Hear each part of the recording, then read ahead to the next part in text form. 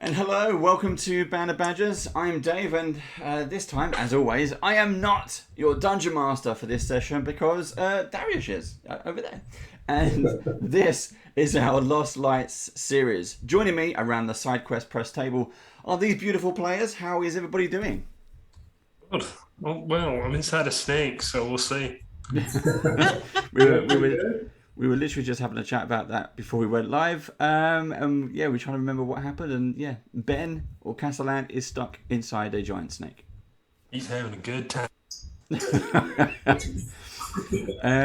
So just a thank you to basically to you for watching. Thank you for supporting the Kickstarter that's been going on with these guys for SideQuest Press for their upcoming release of Lost Lights. Now, if you didn't already know, Band of Badgers, what we do is we support writers, artists, designers and creators across all of our shows, and you can find all of our content on YouTube, youtube.com/bandofbadgers. If you would like to support us in return, you can. We have all the usual things. We've got Twitch subs, Patreon, merch. We even have an Amazon wish list if you wish to buy some prezzies. It's up to you. So, guys, where are we with the Kickstarter? How's it been going for you since we started? I think we consider it a smashing success. We just hit our third stretch goal at 20 grand, so we're 200%, we're 204% funded. Cool. So beyond our expectations, which is really awesome. And we just announced our fourth stretch goal, which is like a mini bestiary of about 30 plus monsters inspired, or creatures inspired by Mesoamerican Western lore primarily. We'll throw a few others in there too. So we're looking forward to pushing towards that in the final 4 days. Yep. We're very happy. We're very appreciative. It looks like people really want to see this set. Cool. And what's the next stretch goal? The amount is 30 grand. The content is a bestiary, like a free bestiary PDF that'll go out to all backers. Because we're going to come out with a complete bestiary at some point. This will be like a smaller, free PDF version with some key concepts. The GMs will appreciate this. And Darius, how you feeling at all? Oh, I'm doing good. I'm looking forward to the session and wrapping it up with you guys and pushing forward on this Kickstarter. I think that we've got a good chance of maybe getting that last stretch goal and getting the bestiary out to everybody. I think so, and that's a good point. I mean, this is our fourth and last part of playing just a tiny fraction of all the content that's in your book. Plus, tons more is available inside that. If you want to go back and check out the rest of our stories, this is literally part 4 of 4. You can check that out on our YouTube channel. But yeah, I don't know. Breathe, Dave. Breathe.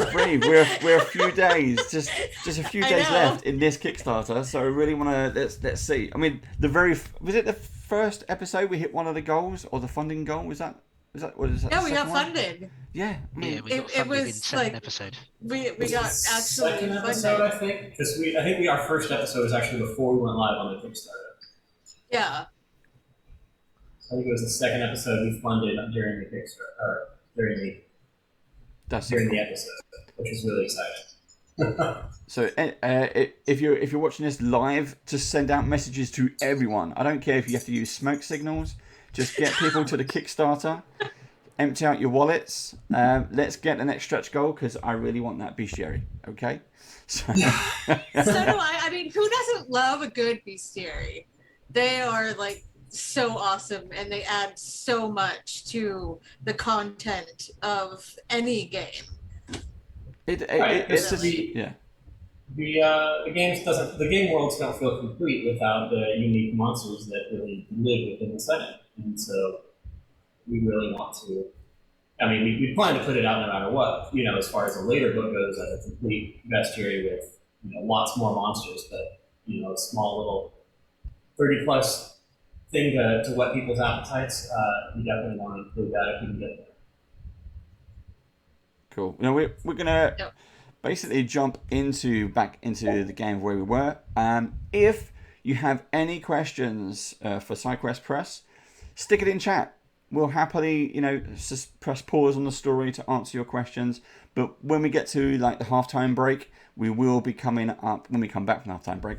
We're going to have a kind of impromptu Q&A session then as well. So if you want to save your questions, basically Jen, who is Dragon's Fire, and Steve, who is Disco, they're both moderators on this particular campaign.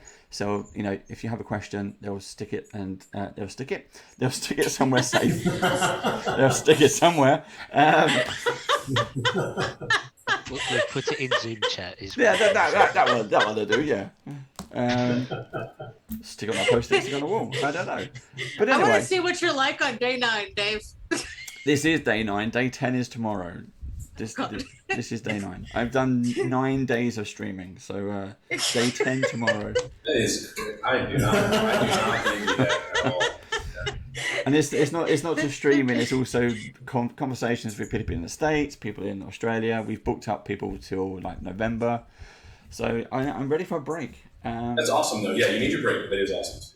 That's cool. Right. That's and you're also doing all the mechanical stuff behind the scenes. I'm also the producer, the designer. Yeah. Yeah. I'm the tea maker. I'm everything. So if you want to hire me, if you're watching this, I am a man of many talents. I just do everything. There we go. But the fee is high, so I am available. Anyway, Darius, the game is yours. Let's beat this snake. They're starting a hashtag Save Castling movement. There we go.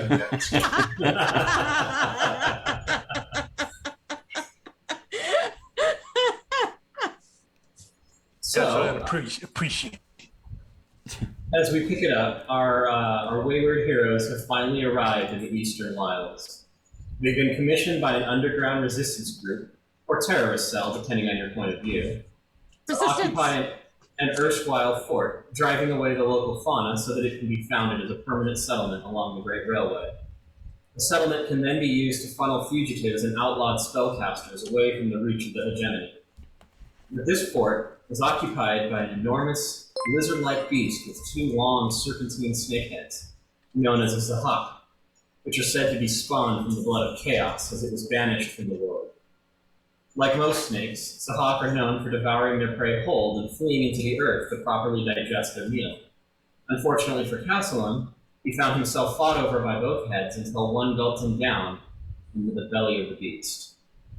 And we're gonna jump right in. We're picking up right after Castellan being devoured, which puts Izo up on the initiative. Oh, is it really me right away? It's you right away. Okay, so she is exhausted and poisoned, just to refresh everybody on how horrible this situation is.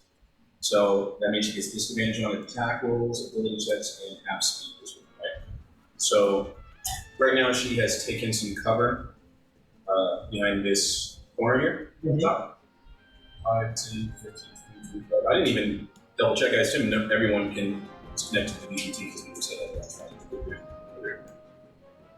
1, 2, 3, 4 people in there. 1, 2, 3, 4, 5. So one person isn't connected. Hopefully everyone's okay. I am going to shoot. Okay, about this real quick.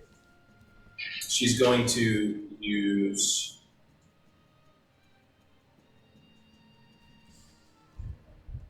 Okay, so lead from the back. As long as this is her Rais ability from her archetype, right? Yeah. So as long as an ally is within 5 feet of a creature and she's not. So thanks to this and actually in an MP, she's good to go. Yeah. So that'll give her advantage, but she has disadvantage because she's exhausted. So it's canceled So out. it's just a regular attack. Which means I don't get a sneak attack. No. Great. Okay. It's regular attack. Nothing for me to do about you on that. Oh. That might be a miss. I think that might be That is a 10. a 10. It's Would got be a miss. Yeah. Okay. She will use her bonus action, or cunning action. So she'll dash as a bonus. Okay. And try to climb up. How high high is this? Like, it's an overhang, right? Right. So it's the overhang. The low part of the overhang is probably going to be about 8 feet off. And the there's like ground. I imagine there's like a post at the corner, Right. a wooden post. Yep. We're looking at each other, even though on screen we're not really. So I will make a climb check. Sure, I guess, right? Athletics is what it is. No. Yeah. Yes. Athletics. There's the roll I wanted earlier. But you do have disadvantage on that roll, right? Because it is an ability check. Yeah. So instead of an 18, it's a 5. So I do not climb it. Okay. So yeah. So Izo scrabbles at the post trying to grab a grip, but she just can't hold on. Her muscles are just too tired from the heat exhaustion. Well, this is fun. I'm having fun. It's great. Who's next? Next up. Wait a second. I can climb anyway with another dash. Oh, right. So I use my bonus action for that. So this is my move action. 9 for the 1, and that might do it. That is an 8 total. Wow, you have negatives. Yeah. Okay, so no, she's just not able. I can't climb it with an 8. All right. A post? Yeah. I guess I just am more comfortable with the fact that I can climb the post. Right. But I'm not But you don't exhausted have a or negative poisoned. strength, Yeah. and you're not exhausted or poisoned. Yeah, all right. I didn't have a difficulty high, but it wasn't at It's not an 8. Right. Okay, now we move on to Ada. Ada, screams out, Castellan, I'll save you, and begins to cast a spell. But once more, you see the portal opening up behind her as it was before, and the stress of the moment overwhelms her, and once more she disappears from this reality and into the dominions. And we will move on to Descon. Okay. Did we say that Castellan is inside the snake? Yes, he's been swallowed by it. Right. No, it's just because his marker was still next to me on the screen. Oh, sorry, that's Oh. Just always admired and respected you. What is it? I'm gonna basically, I'm gonna run towards this snake because I've never seen snakes eat fish before, and I don't think it's going to agree with the snake. So I'm going to help the snake by cutting Castellan out of its stomach. And as I bring up my huge broadsword, I'm going to He-Man the shit out of this one and charge it with Divine Smite. I'm going to let the sword glow with divine energy, radiant energy, and hopefully attack it really hard. It's going to be a natty 17 on the die. Let's find out. I love how you call it. It is a 16 total. It's 16 total. It's gotta be it. Is this thing unhurt right now? No, it's been hurt. Okay. The sword comes down, but it sparks as the beast's scales repel it. Oh, Nearly cutting in, but unable to penetrate the armored hide. So as the weight of the sword crashes down into the ground, with my second attack, I'm gonna backswing it, but I'm gonna get angry. Mm-hmm. So the same thing. It's still charged with Divine Smite. It's not much better. 17. 17 is a hit. That's why I called it. I'm just kidding. I cannot actually read it. Okay, so that is 9 normal damage, but on top of that, I get my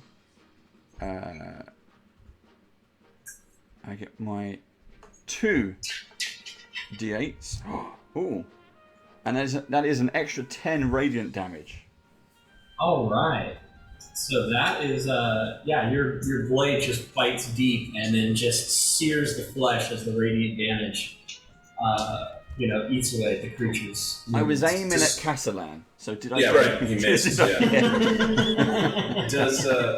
Does Smite do something crazy in fighting where it ignores all resistance? Or? I don't know, but it doesn't matter in this Okay, case. yeah. So And don't forget, everyone, just in case you need to re-note that we all have 8 temporary hit points because of. Yes, we got it. Castellan no longer has that. That should be established. But all right, moving on. Castellan, it is your turn. You have slid down the narrow confines of the snake's elongated neck and find yourself in the belly of this lizard-like snake creature. The walls of the stomach pushing in on you, and the acidic stomach begins to eat away at your skin, your flesh, your air, everything. This is not the kind of liquid that you were looking to submerge yourself in. It's uncalled for. So what I'm going to do is speaking of Beacon of Hope at 3rd level. Okay. That is when it will load.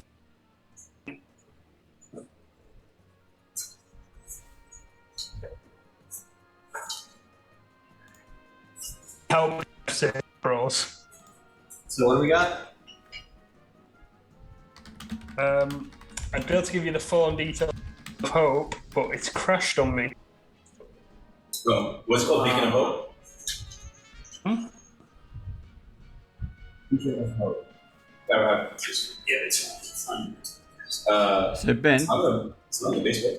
I think your Wi-Fi might be a bit. Your sound is a bit crackly as well. Are you all plugged in and ready to go? Yeah, should be. Choose any number of creatures within range. For the duration, each target has advantage on Wisdom saving throws and Death saving throws. And remains the maximum number of hit points possible from any heal. Yeah. Okay, so you're casting that on yourself, I imagine. Yeah. Is it for Still breaking up a little. You're breaking up. I didn't quite catch that. So, Beacon of Hope, that's done. That's turn? Okay, got it. Okay. All right. Oh, shoot. I also forgot to... Okay, it's at the start of this turn. Okay, so we move on to an Enki. Seeing as Castellan has been swallowed. We can hear him. We just can't understand what he's saying. It's like the Every other word. in out, in out, in out, in out. Okay, so seeing as Castellan has been swallowed, I'm just going to take route 1 to get him out, and that is attacking with my axe. So I'm going to move around to where Destan attacked and try and hack some more at that same cut. Okay. So I'm just going to move myself around to the front. Now you have seen... Oh, no, never mind. Yeah, go ahead. I also want to try and make myself a bit of a bigger target than...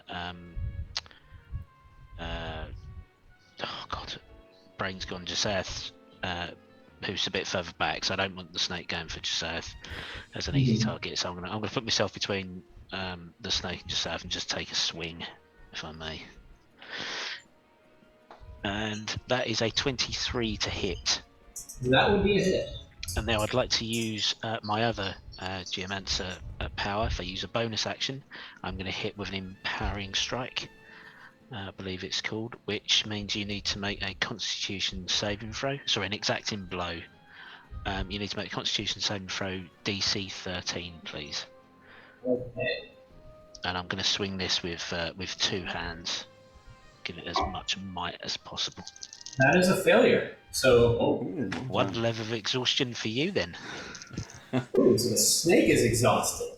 And that first level isn't that bad. That's the one for just ability checks. Correct. So, I shout out to Aniki. Aniki, he's going further down. Let's cut him out to Stan. He's moving to the stomach. He won't survive in there. No, well let's do as much damage as possible and chop this snake in half, pull him from its dead body. That unfortunately with 2d10 didn't roll that high, so that's only 9 points of damage. 9 damage. Yeah. So another chop. And that is my go. Another blow with the axe widens the hole that the stone has started cutting into the beast, but not enough to jump in and grab. We move to the top of the round with Jaseth. Yes. I am going to aim for, well, one of the heads, I suppose. Aim for the ugly one. The other one? The ugly one. The ugly one. What is that? I don't know, they're both pretty ugly. That's what is that? What is that? That's from something, and I don't remember. That's exactly the response. I know they're both pretty ugly. It's not like, is it the Disney's Three Ooh. Musketeers? No, it's not. I'm gonna guess the 25 hits. A 25 does hit. Yes, that was a nice 19 on that roll, so that is...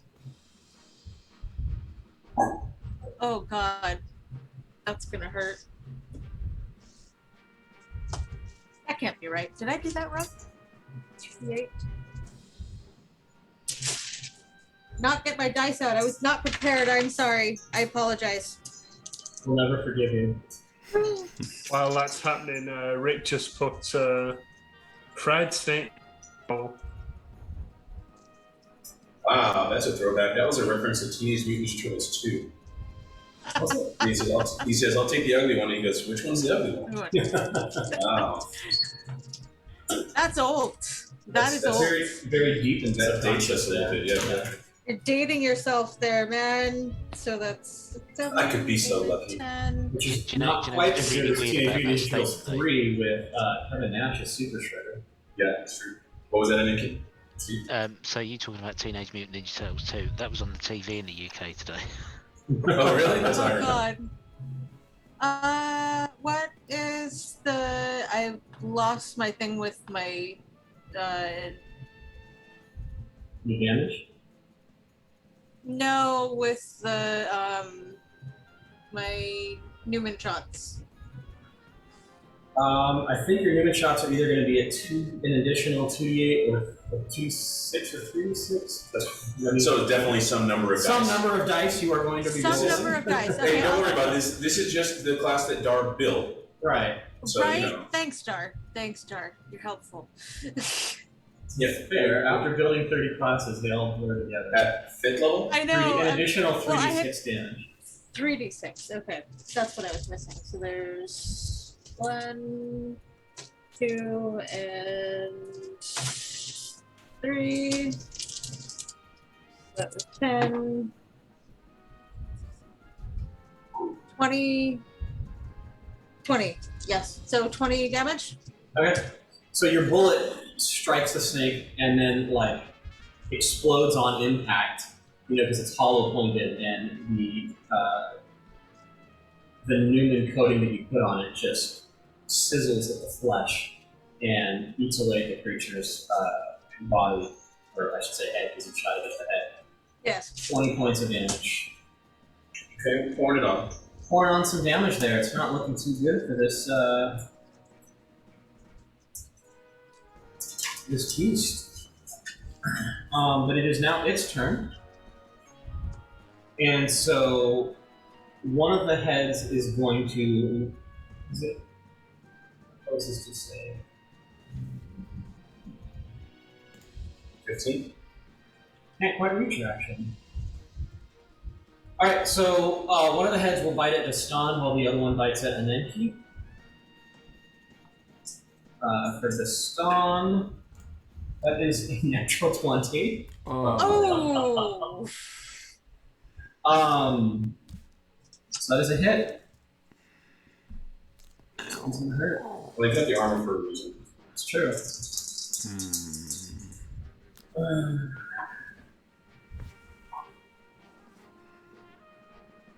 That is 50 points of damage. Oh, I am now unconscious. Really? Almost max damage. Did you have your Did you have your 8 temporary?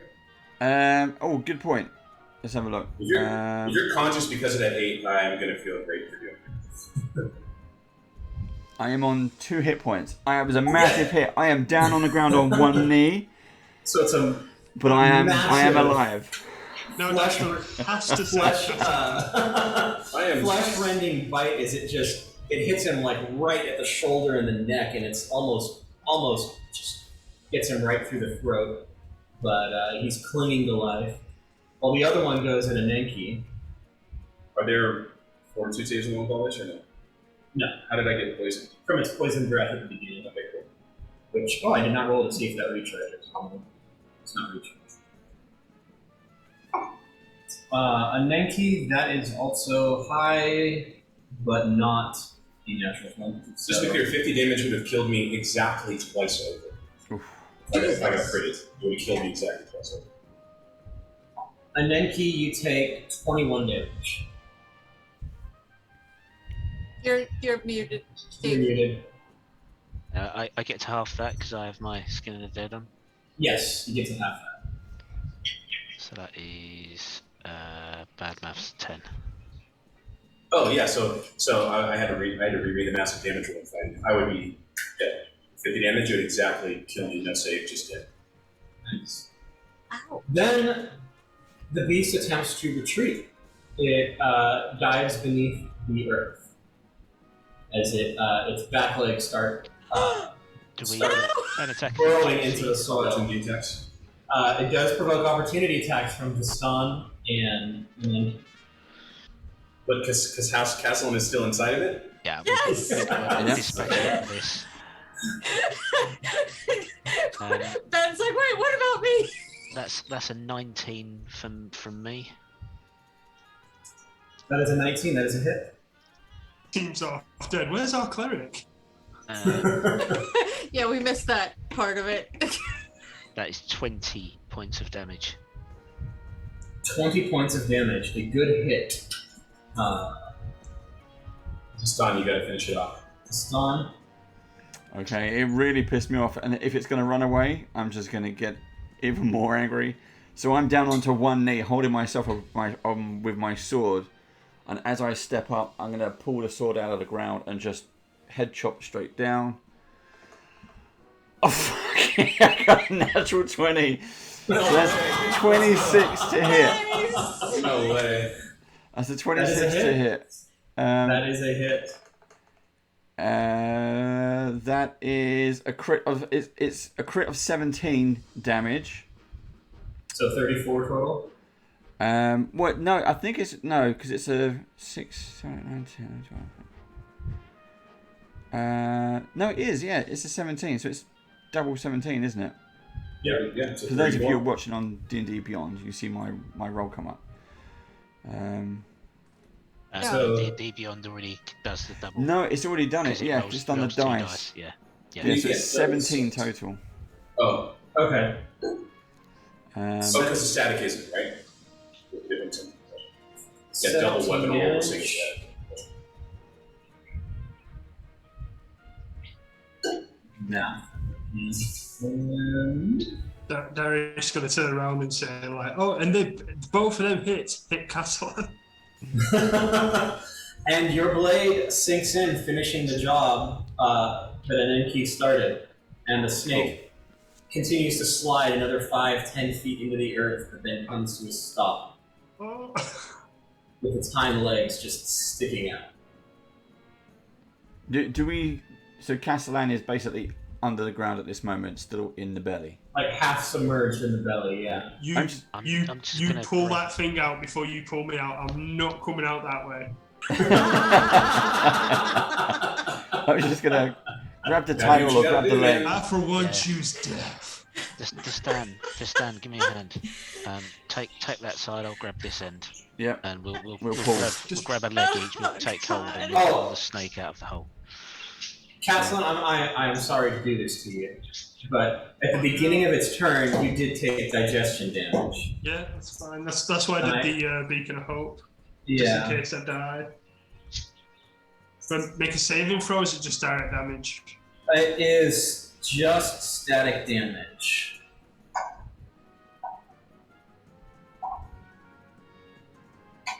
That's a lot of rolls. 21 points of damage. I'm bang on 21. But is that with the 8 points? You already took that away. You already took Oh, that you already away. took that. Oh, Yeah. no. So wait, that's exactly it? Well, it doesn't matter. So he takes 21. I guess that puts him down. Unconscious. You're unconscious? Uh-huh. Okay. So then they can try to take him But out. then they He's probably drag going to have to him make one this. It just depends on time. Actually, when it dies, you're no longer restrained. But you're now unconscious, so I guess you can't exit it. Okay. Okay. So I'm just going to say it's going to take them 2 rounds to get you out, so you need to make 2 death saves. With advantage. With advantage because of your spell.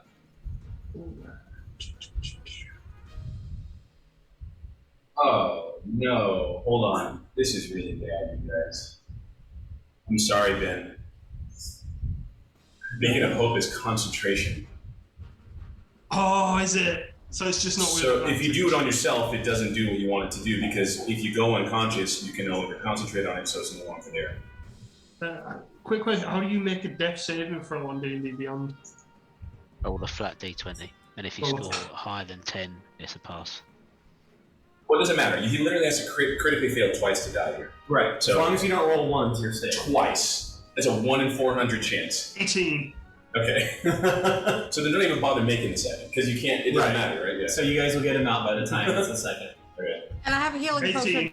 and 11. So they drag the creature most of the way out, and then we just start slicing into it. Basically, not me. I don't. Alright, so yeah, Destan and Anenki, you guys rip the creature out, pulling it out of the ground, and then you can free him however you like. I'm just gonna find a point on the torso, dig the axe blade in, and then just draw it along. Okay. Just drag him out that way. You just So you cut pull him him out. like the Tom Tom in Star Wars. Yeah, exactly. So yeah, Roll it's just out a wash of intestines and stomach juices that just flow over you as you release him, and then an unconscious Castellan just sort of slides out covered in. Am I conscious now for doing the saving throws? Or am I? I think you're still No. on. I'm sorry. No, it's Still fine. under-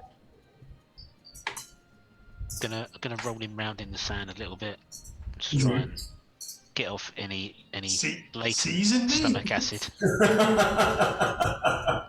So you clot the stomach acid with sand. Yeah. Okay. Would Izo like some antitoxin? Yes, please. I'll just check my character sheet, see if I've got a potion. I don't know if I've got one or not. I do, if you need one. Yep, I don't have one. I thought of these things.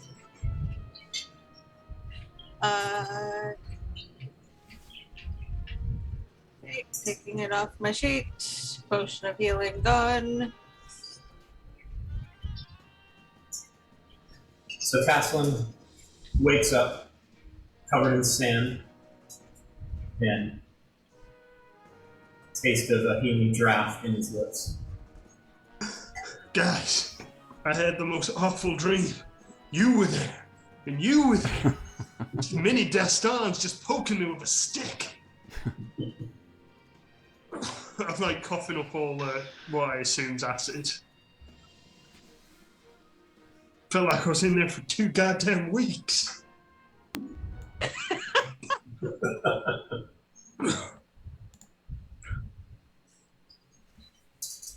It really wasn't that long, Castellan. It just You felt were that way.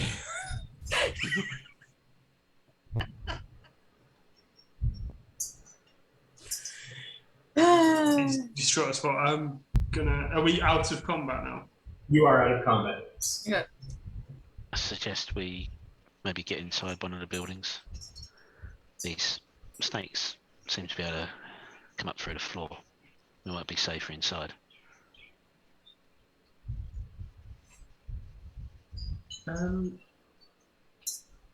Yes.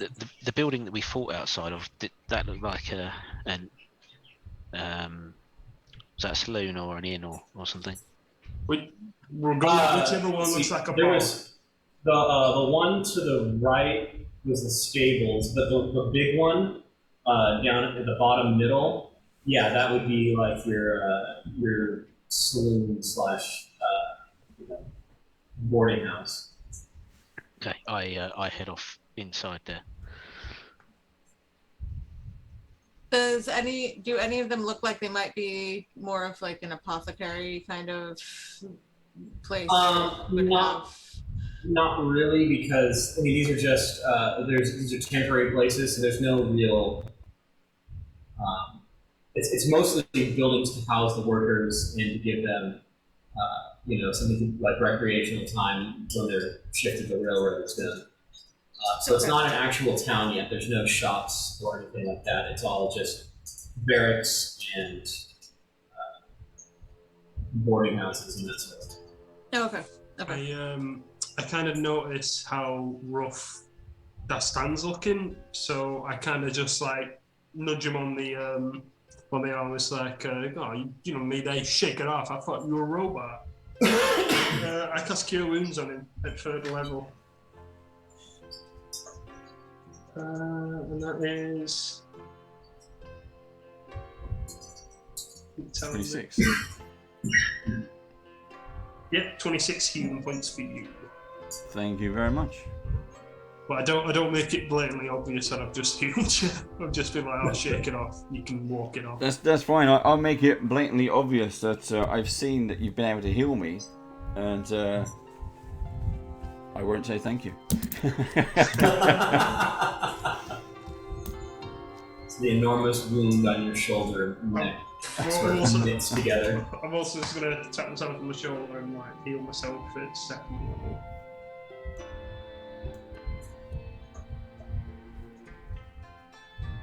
That's all I need. Does anyone else need healing? No, I'm good. I'm okay. just need Those help. I hit just need points help came in with this. handy. How's Izo doing? How's your boss, Castellan? I'm still coming to. Yeah, how is Izo doing? I just spent a little under the weather. I need to rest. And as you guys make your way inside of the boarding house / tap room, the place is a large enough place to house, 20, 30 people, maybe more if they pack more snugly in their quarters. It's got a large common area and a bar, but none of it is furnished. It's like all the glasses, all the alcohol, everything's been taken away as the railroad moved on. They left the town in place, but they took all of the supplies. If you want, you can make a quick search to see if anything was left behind. Yeah, might as well. I did originally suggest coming in here as a way to get a little bit of safety, maybe take a short rest in here. Get everybody back up a little bit. I know it doesn't get rid of the exhaustion, but at least it gets people back some more health. Is that investigation, Dar? Intelligence investigation. Yes.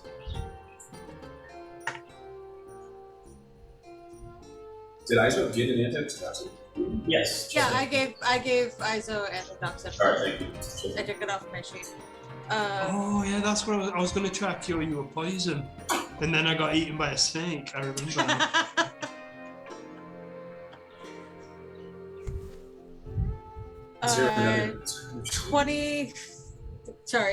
16, 23 for the investigation.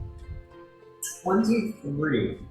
So you're moving around, poking around, looking under the shelving, sort of doing a search of the little makeshift kitchen in the back. And in the pantry, you notice that one of the floorboards, as you step down, sounds hollow, as if there might be something, a lack of solid foundation to it.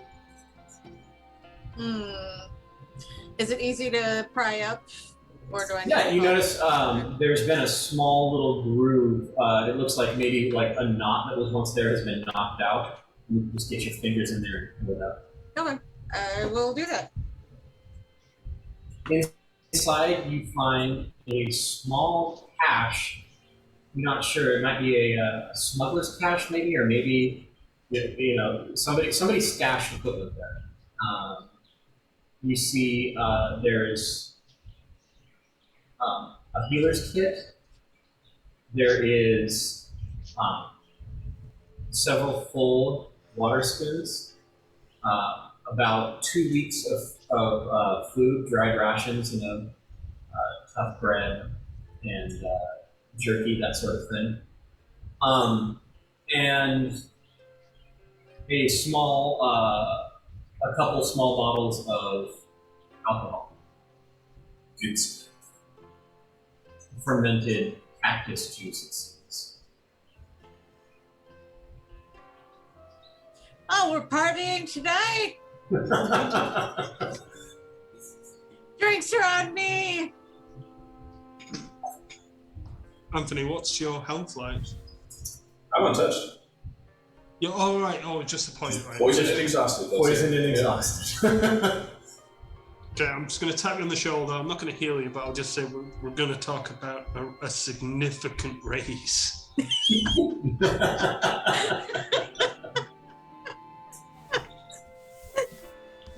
Daston, I'll walk over to where the water flasks things are, and I'll smell it first, and then I'll just take one and sit in the corner somewhere.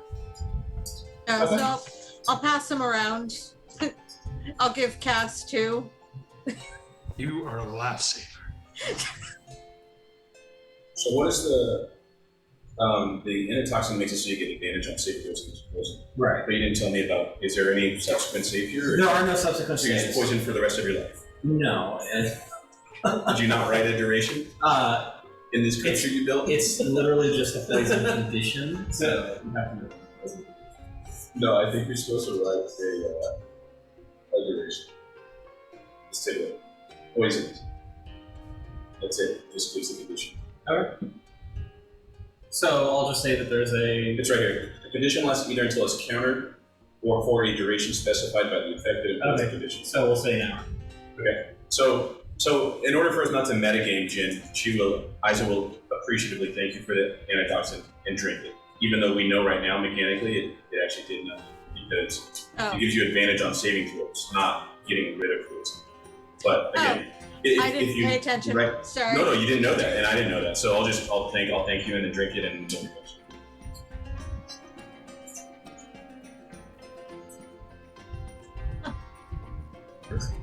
Yeah, exactly. You're writing a duration now.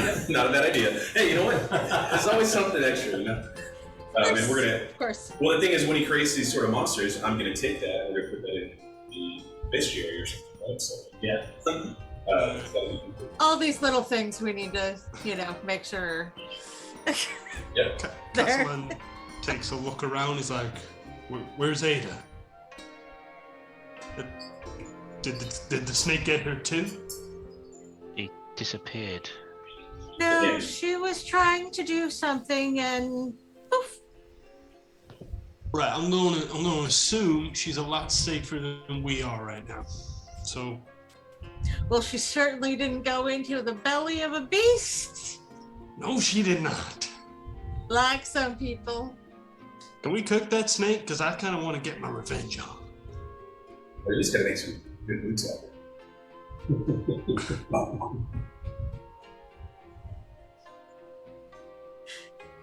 Yeah, the snake is there. It can be skinned and roasted at your leisure. I'm gonna skin it. I'm gonna cook it. Do you want me to make a check? I guess we that? are having snake for dinner. And Castellan is going to right. make a lovely pair of shoes. Is it a survival check to skin it? Yeah, we'll make it a survival check. Or if you have that, you could probably get away with like a leather worker's tools. That's 13 in total. 13.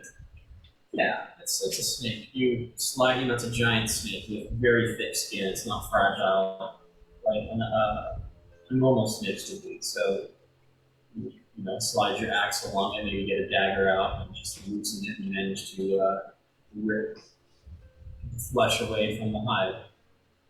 I like to think that if I needed to, I could survive in the wilderness, like a post-apocalyptic scenario, and skin things. But whenever I see something being skinned, I'm disgusted. So I don't know if I could do it. I don't think I could. I'm the same way. Like every time I see it, I'm like, nope, nope. I'm the definition of a city boy for sure, but I think I could do it if I had to.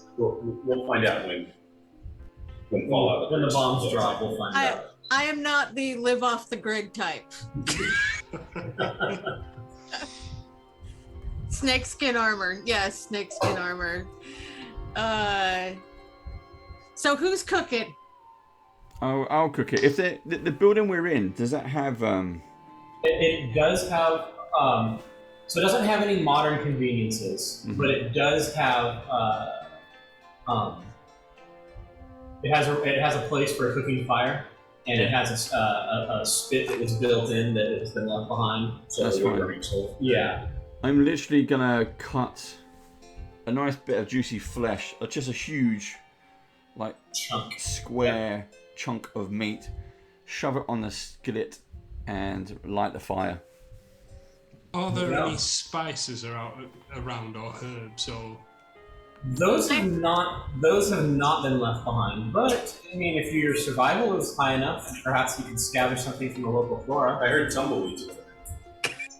I think you'd be the man for that.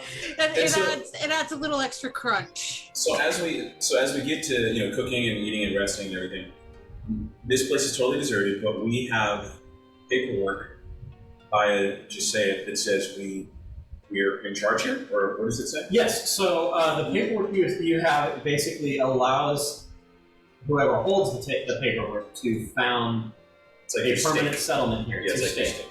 And she acquired it for her contacts in the Needles, but they basically said, great, clear this place out, and we want you guys to basically be the leaders of this new settlement, however you wish to be.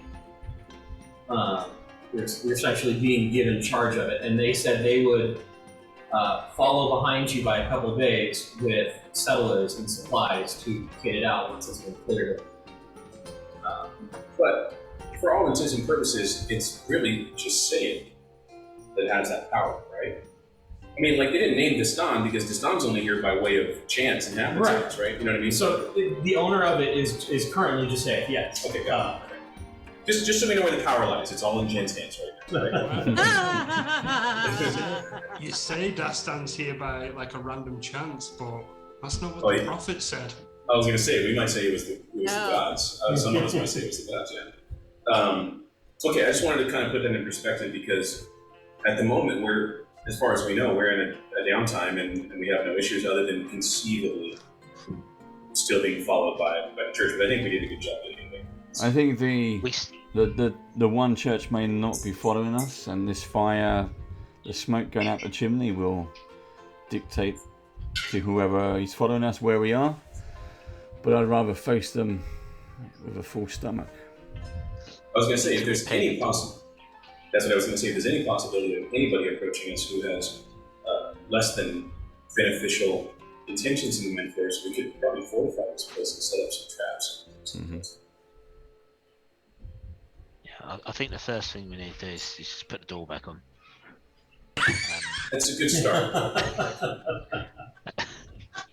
As you said, lifting up the door. It's only supposed to blow the bloody doors off. That could be something. I mean, I can work on the doors, and I mean, I can do traps, but they're not my specialty. If anybody else is better at them. Could you do something that would just alert us? You know, not necessarily something that would damage somebody, but just make it alert us. Yeah, what do you want for that, Dar? As far as like an alarm trap? Yeah. Well, actually, I have something for this. Ooh, we have raiders! Hi, raiders! I have. Oh, other people raiding. Hello. Honey Dragon Games. Welcome.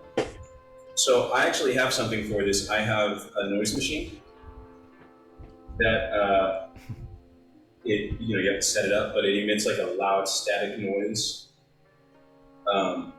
it's a powerful sound. So we could, if you wanted, Jen, I bet you could make like a check to. So you could attach a tripwire to the triggering mechanism of the noise generator, so that if somebody trapped the tripwire, that it would trigger the noise machine and it would send out deafening sort of white noise that would deafen those close to it, but it would also alert you guys that somebody had triggered. Yeah.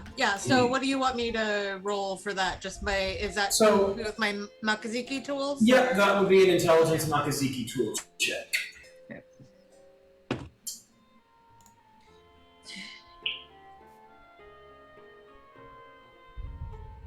Oh, what's that? 19. That's just with the plus my proficiency bonus, like in your intelligence. And my intelligence. So 19, 20, 21, 22. There we go. So yeah, it's easy enough. You actually are going to have to repair the doors first before you set it up. But if you repair the doors, you can then set the tripwire so that when the door is open, it yanks the tripwire and it'll set off the noise machine. Okay. Yep. Well, the door shouldn't be too difficult, considering I'm pretty sure that I had taken one apart. You're like, I can destroy them, so of course I can build them, right? Exactly. I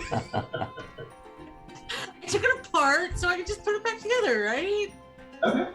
Go ahead and make another check with your Makaziki tools. Yeah, no, that's you. Wait, am I reading that right? Yes, okay. Now, Okay, so yeah, you're able to repair the doors. The superficial damage is easy enough, but then you have to like climb up on your badger bot and have it like climb halfway up, the door, and then you reattach the hinge at the very top because you're clinging onto your badger bot. But you get the hinges repaired and reinstalled. Takes you, probably basically about... what you're saying is I'm too short. I am saying you're too short. So that's repairing the door? Would a Nettie not be helping her, I imagine? And Nanki's too busy with food. I think he's... Wait. Hold door. Hold on. Too soon.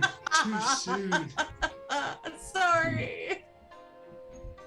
And then he can assist as well. I thought he might have been busy skinning the snake, but... Why does that sound like a euphemism? I don't know what for. So, either way, the doors get attached and your alarm trap gets established, and you guys now have a somewhat fortified erstwhile fort. So are we going to do anything with the noise machine, or do I? Yeah, it's set up. It's That's what she was doing too? Yes, she did both of those. So this is the reason I'm asking, because I wanted to point out that all of you have, other than Castle who knows, the rest of you know. Oh, and I guess just say it knows. So Anenki and Dastana only two that don't necessarily know exactly which profession Izo and Castle are in, right? But one thing you do notice right now that you put together is the Solar IDs that we all wear, right? Those bracelets that are our citizenship bracelets that talk about, that have technology, basically pieces that say what you're licensed for, firearms, etc. I am not licensed for this device that I just gave to the state. So Dastan especially, she, as she gives the noise machine over to say, she looks over at Dastan, just kind of pensively to see if he even reacts. No, I'm sitting there cooking the snake, and I'll notice what you've got, and I'll nod, and that's it. And then she'll nod slowly and discontinue. Was Castellan going to go look for spices for this thing? No, he gave up on that. He realised his umbrella broke inside of the snake, and he doesn't have his umbrella anymore. Merfolk do not do well in this heat. So That's true.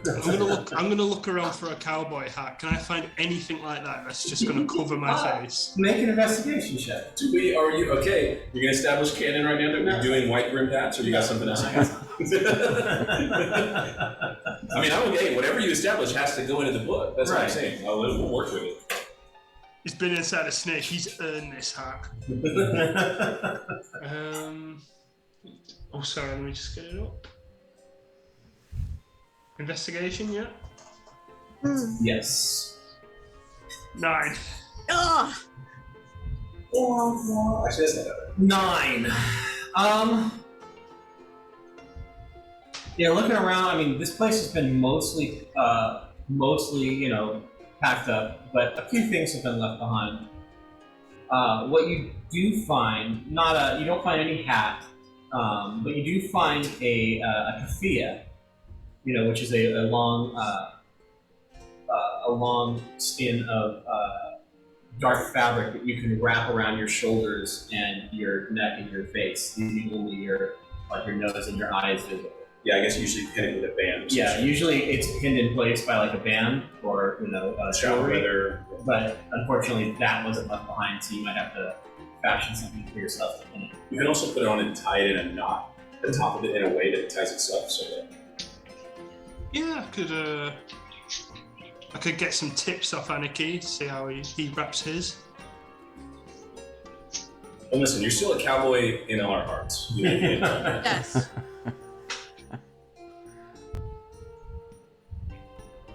That's what matters, right? So I assume that we're going to then. Don't forget the dream. There you go. I mean, you put it in real life, yeah. I mean, there's nothing stopping you from wearing that hat. It is a wonderful hat, Ben. Absolutely wonderful hat. Oh, it's not canon though. And it doesn't want Well, to it be is. on. But the problem is we're on the wrong continent. If we were in Daring, you would find those at any shop. That's true. But that's a couple thousand miles away. So I assume that we are going to be eating and taking a rest. Yes, you guys have the opportunity to have some fried steak and take a long rest if you desire. Is that a legit? That's a legit 10 gallon. Like, that's a legitimate. That's funny. Yeah. Here on the west coast of America, the U.S. I should say. It's we see. I mean, literally in my neighborhood where we are now, some people just wear those around as everyday hats. It's real things. That's fun. So, do we take a short or a long rest? You could take either. I would like to take a long rest. If we can take a long rest, I think that would That's be what I'm saying. I'm great. going to attempt it. We'll see what the GM, how much he hates us. It's Star. I don't trust him. So You're untrustworthy. shaking your head. I know you. You forget I've known you for like 20 years. So suspicious. Yes, you are. But you guys can take a long rest if you like. Are any of you going to keep watch? I'll keep watch, at least for part way through the night. Yeah, we'll take it in turns. I can. The important thing is Izo sleeps all the way through, so we'll. Yeah, I was going to say, I'm not going to join in the cycle unless someone forces it. Well, Does and anyone else? Sorry, Jen. Go ahead. Oh, I can also have BB stand watch and kind of trip the alarm or something to wake us up if something happens. Was Well, you can anyone do- else you can- exhausted? Are you asking us as people? Because oh, you mean our characters? Right? Yeah. Because I mean, Dave already shared with us earlier. Right. Okay, cool. So yeah, no, I think Iso's the only one that was exhausted, and that was due to the heat as we were traveling, right? So a good night's rest out of the heat will remove that exhaustion from you. Can you erase it? Yeah. Do I get to erase it? Okay, Yeah, erase let me erase it.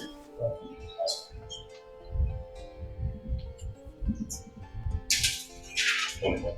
The night goes without incident. You guys are able to get through your watches, no problem, no disturbing. Dawn breaks on the horizon. I don't know who had the last watch. I can take the last watch. Okay, Dawn. Dawn takes the last watch, so I imagine he's up on the, mounted atop like right above the gates, right, looking out over the wall. Yep. And you can see dawn break.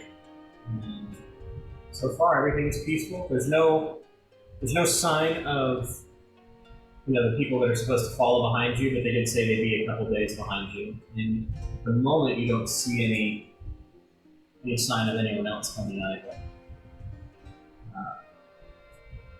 The trains only come out this way once every couple of weeks, so you don't expect any trains to pass by either.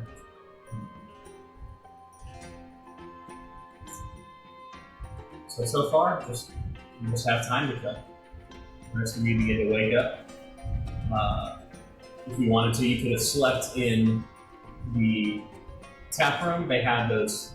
It was like a boarding house. So above the tap room, they had beds, but all the mattresses have been taken out. The beds have been left behind the frames, but the mattresses are all gone. And this is just to reiterate. You guys, I think everyone who made viewers know, this is not because there were people here who suddenly left, a la like Lone and that. This is how the railway works, right? Right. It continues, they lay track, and they build these semi-temporary wooden, like ramshackle facilities.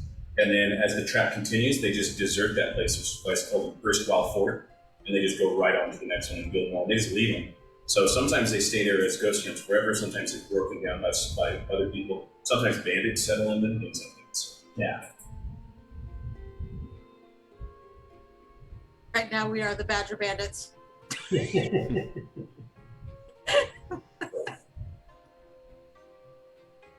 So, before everyone else arrives, we haven't really scouted the rest of the town, have we? No. In case there's any more of those snakes around or Yeah, I was gonna say, moved in.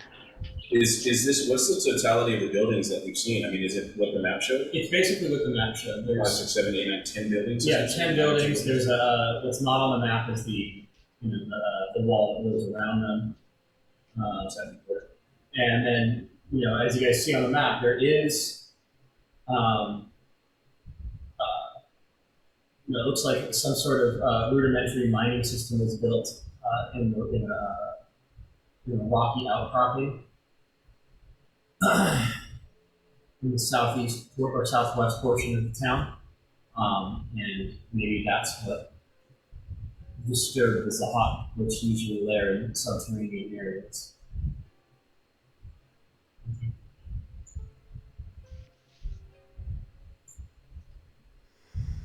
I'm gonna. So we're all waking up now, and Yeah, you guys are all awake, man. okay. Go start checking out the other buildings with BB.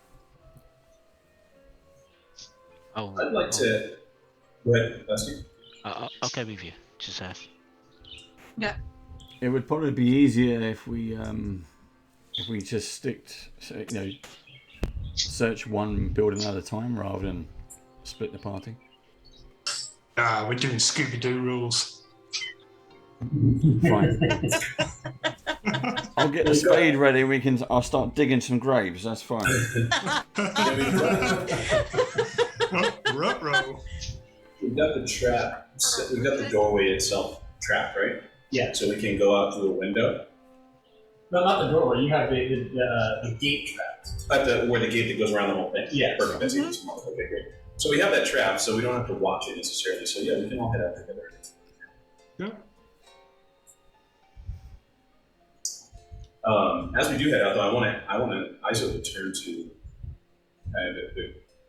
essentially Distan and Enki and say, do you two, what are your plans then? Now that we're here, are you guys going to settle in, or are you obviously have other important things to take care of in life? I was here for Ada. I guess at least you got to wait for her to be here. Sorry, I didn't hear that. I guess you at least got to wait for her to be here, right? She needs to come back from wherever she's gone, and then As long as we're we'll decide what to do next. Sorry. Let her Go come ahead, back. sorry. That's okay. I'll decide what to do after Ada's return. If this is a safe place for her, then we will stay here. If not, we will continue further east. And of course, you're both more than welcome as we try to set it up here. Gaston, what do you think? You've got to be in big trouble with some big pirates right now. Well, I think we gathered that the one church has the power to stop us at any point when we was on that train. So I would assume that it's not the one church, so it must be my mentor. And at some point he is going to come for me. If he's not searching for Ada, we don't know where Ada's gone. He will come here looking for Ada, or he will come here looking for me. If he comes here for me, he will find me. And then I will face him. If they do come here, we'll have to eliminate them in their entirety in order to keep this location safe. Are you ready to do that? If it comes to it, yes. And it's weird to hear that from her too, because she's such an unassuming, quiet woman, lady who isn't very. Even when she says it entirely nonplussed, right? So there's no animosity. It's just really cold and matter of fact. So that probably stands out. Yeah, just what do we have to do? When he arrives, I hope he has the chance to explain himself. I know how these kind of fights go down. As long as you have the high ground, you should be fine. It's true.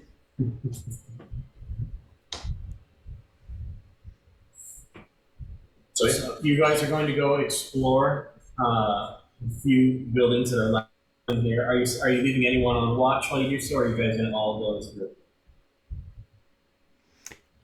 The building that we're in at the moment, I'll go to the roof or as high as possible because I know there's a walkway outside, but I'll go as high to keep watch from there. Okay. So if people want to go into either one or two buildings at a time, if anything starts to move outside, I'll set up a signal.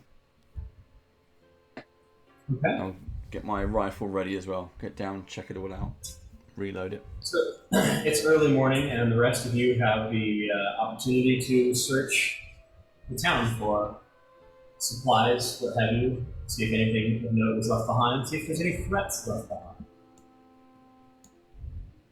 Yeah, we want to. Why don't we just find any supplies? Why don't we just have you guys? Are you going as a group and searching as a group, or searching in pairs? If the stand is on the roof and is keeping watch, then we can probably do two neighbouring buildings at a time. Yeah. So Okay. split up into pairs. One pair does one building, one pair does another, and we'll rely on the stand shouting and alerting us if there is any trouble in one of the buildings. That's a good point. He has range on it. Yep. And so why don't we have you guys, each pair, one of you make investigation checks with advantage for the assistance of the other person. I'll give advantage to Azo. What's I'll give it advantage to you to Seth. It's investigation intelligence. Yes.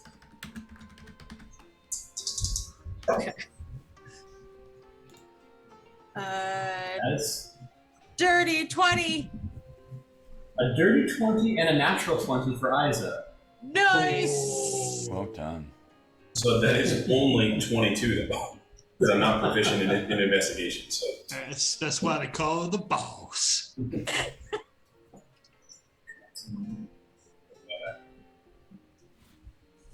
So you guys are investigating buildings in Paris, going through.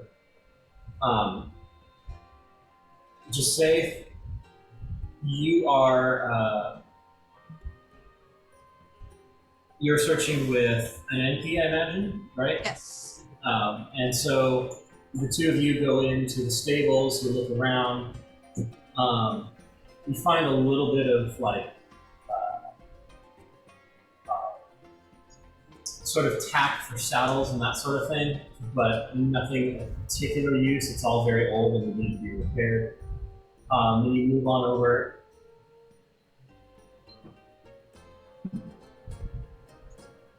You move on over down to what looks like it was probably a barracks. And there you actually find a locked footlocker.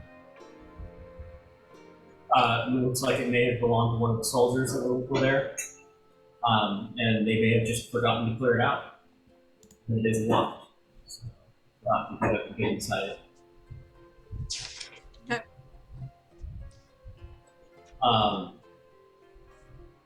Izo, you are picking your way through a couple buildings, and most of them again seem vacant, taking the upper end of town while they work their way down in the western end. You and Castellan both search through a couple buildings, completely empty. The third building, the northwesternmost building, there's nothing left behind, but you see evidence of the soil being shifted, a large hole having been dug straight through the boards. And Is it snake shaped? absolutely it's snake shaped. Fuck. What's more is you shift aside some of the rubble and you actually come across it looks like a nest that's been dug. And there's a crash of about 12 eggs. I'm sorry, 12 what? Eggs. Eggs. Large eggs that have been nestled in the shade, arranged in like a circular pattern. They're very large eggs, probably about twice as large as an ostrich. Oh, Gunza, I like my eggs over easy. No, I'm fully gonna ask Ezo, what the fuck should we do with these? Do we, Breakfast? do we, can you make like a nature check, even if you're not at all trained in it or anything? Yes, you just have to add your proficiency bonus. Okay. Son of a bitch. That is 19 on the die. Okay. So what I want to like kind of try to recall about these is if they're is it Zahaks, right? Mm-hmm. Zahaks. If they're go ahead. Sorry. Oh, so They're gonna say- I imagine I'm helping you out trying to figure this out. Yeah, you both see this. That's Oh, what you're talking I'm about getting advantage on it, maybe. But I can roll the 19 anyway, so unless I roll a natty. But yeah, I imagine we're talking it over. We're like, So from what we've read or heard or whatever, do these reproduce quickly or grow quickly, or is it an infestation issue, or no? Things like that. They're not an infestation, but they do mate in pairs and generally stay together. Oh no. So although this is probably the only nest, it may your problems with the town may not be local. So what if we were to simply take these along with most of the nest and just displace it to just outside the walls? We don't know what the reaction might be. No, sorry, I'm saying that to cast that. Did we check if that one we killed was male or female? Because I imagine that if it's not, the female is going to be a lot bigger. Well, it was aggressive and kind of an asshole, so I just assumed it was female. Yeah, that's fair. But yeah, no, we can go check. But either way, if there's another one out there, we should probably not destroy them, but instead move them. Yes. See, I'd remember if it was a male because I would have took the opportunity to tell Dastan to eat a dick.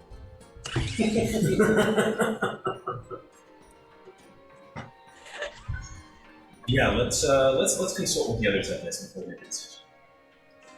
And so you guys come out to go talk to that, and it's at that point in time that Dastan notices in the distance a small dust cloud, possibly given off by riders. It's very far away.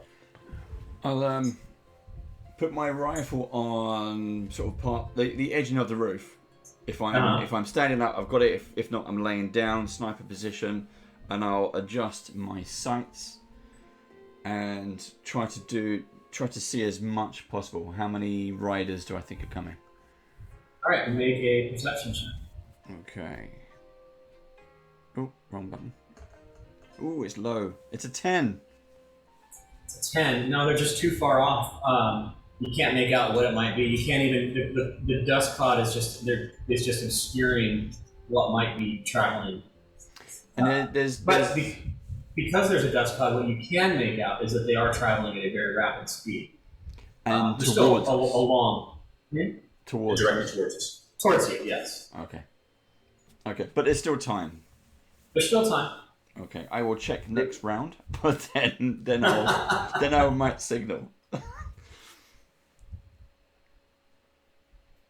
So I imagine Anenki can carry the footlocker, right? Yes, he can carry the football. I'm more confirming with Steve that he will actually carry the footlocker. I will carry the footlocker. I will pick it up, and if I can't pick it up, I will drag it along out of the barracks and up the street towards wherever Castellan and Enzo are searching. What is the role to actually unlock it? You are going to need to have thieves tools. For the key. For the key, yes. While we was checking the town, would we have by chance checked the cave tunnel with the track leading into it? You've not had a chance to go in the back, the mine opening. I do have these tools, actually. Do you? Are you trained in them? Yes. Well then, you can make a check.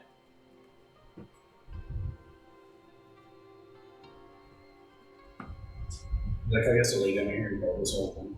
What is the check on that? Is it just It is dexterity, thieves tool, dexterity and your proficiency. dex? Okay, so 21. 21. Yeah, so it just states, dexterous touch. She's able to jimmy the lock open and open up the footlocker and take a look inside. And I think that's a good pause point for the break. Because I think we're coming up on the halfway mark. As she opens it up, it does the da-da-da-da from Zelda, right? And then we go, as camera goes in, it goes straight to break. Cool. We're going to take a break there for 5 minutes. When we come back, we'll be asking Darius and Anthony some questions about SideQuest Press and Lost Light. So if you have any questions you'd like them to ask, put it into chat now. And as soon as we get back, we'll put them to the test. Okay? We'll see you in 5. Bye-bye.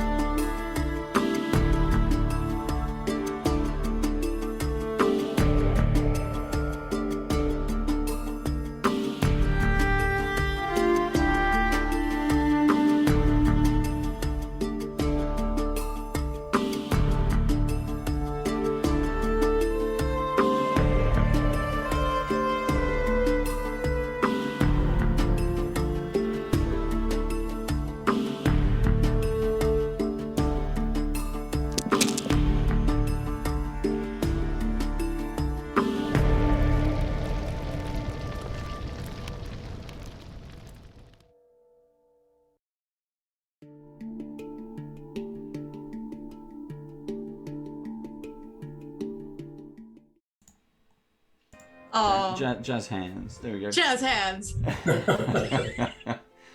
So, guys, we're going to kind of do a quick Q&A. Let's take kind of 10 minutes. We'll take questions from the floor. If anyone has, if also players, you've been playing this, any questions you have, now is your chance to ask these questions. But, guys, just give us a little bit of background. Who are you? Why SideQuest Press? And how did you come up with this idea for this campaign? You both pick on each other. Well, we have been wanting to see something different out there in the game setting world. While we grew up on Dragonlance and Forgotten Realms, all of those fantasy settings, we wanted to see something that reflected sort of our own heritages and heritages, in a more unique setting. So we wanted to pull from Mesoamerican and Mesopotamian lores and mythologies and weave something that's we hope is a unique feel. And we wanted to piece together, in one setting, a larger array of role-playing opportunities. Most fantasy settings focus on a single continent, which we are doing in this session, but our world has two large, fully fleshed out continents with very diverse styles, and then several other places within the world for further opportunity for exploration in upcoming books after Lost Elves launches. But what was go save? Sorry, you talked about the two continents, and they are completely different, really. One's like fallen civilization, and then the one that we're playing on is a more advanced technology civilization. I guess is the best way to describe it. What was the inspiration behind going for those two opposites? It depends on how honest you want to be, because basically when we started writing everything together, we knew what we wanted to set out to create, which is what you just spoke about. So we did that with the Dodge Way. So the coverage of the two backgrounds that we wanted to implement, and then also having like a higher technology level, almost a Renaissance era technology in some ways, was covered with the Dodge Way. But then we still wanted more because of the things we had played growing up. We still wanted some elements of high fantasy there. So then we're like, well, let's do two continents, almost two settings within the setting, and go and create new there. So we did that in there. We definitely wanted that aspect to be there.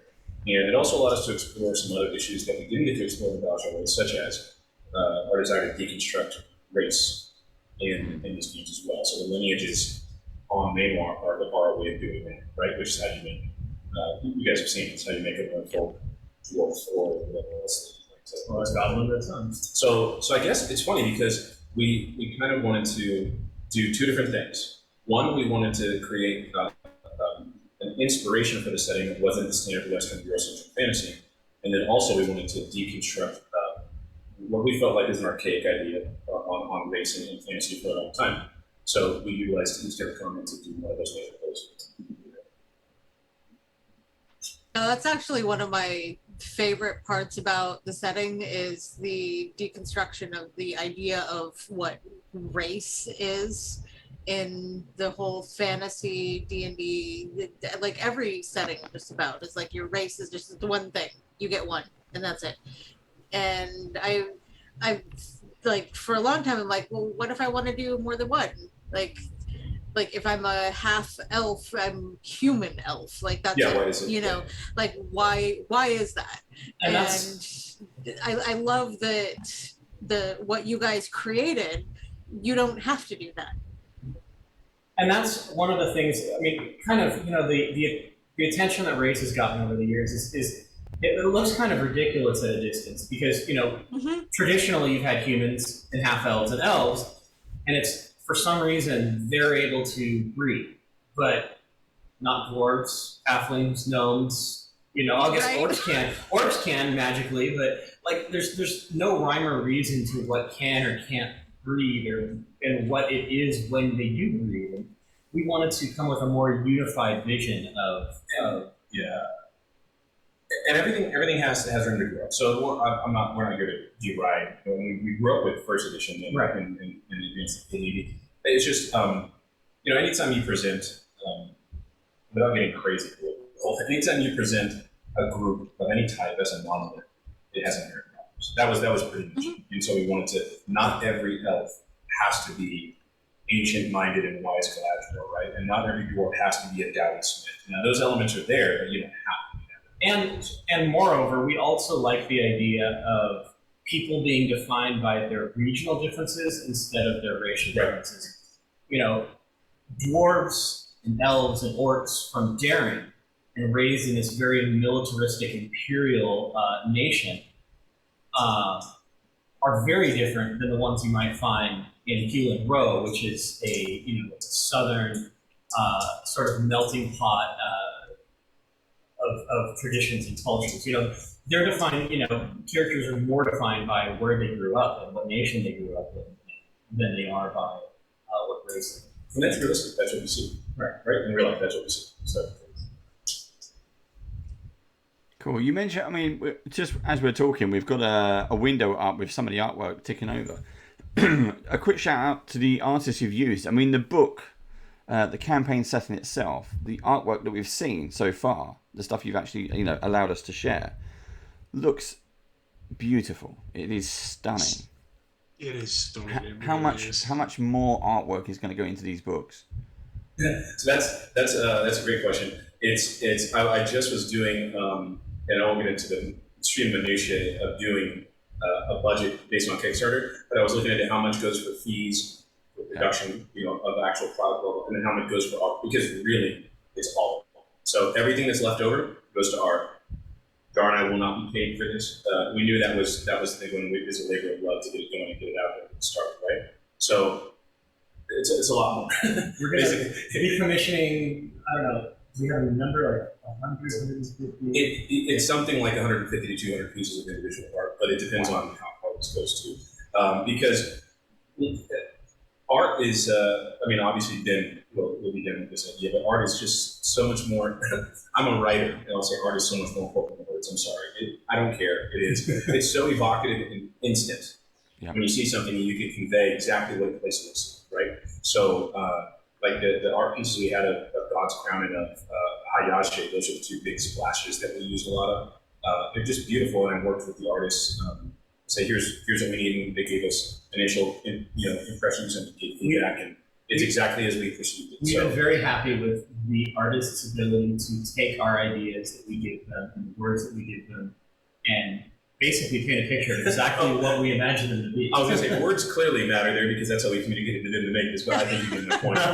When you see a product, you see the art, and you go, oh, wow, that's well, and that's why, a picture is worth 1,000 words, because you need that many words to get the picture. Yeah.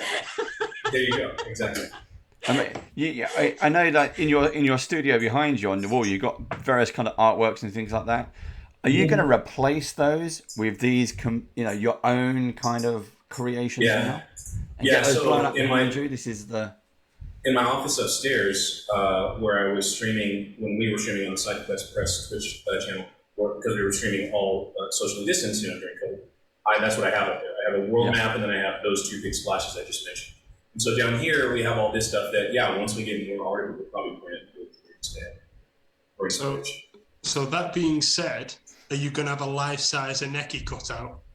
9 feet. 9 foot tall. 8.5 feet. Yeah.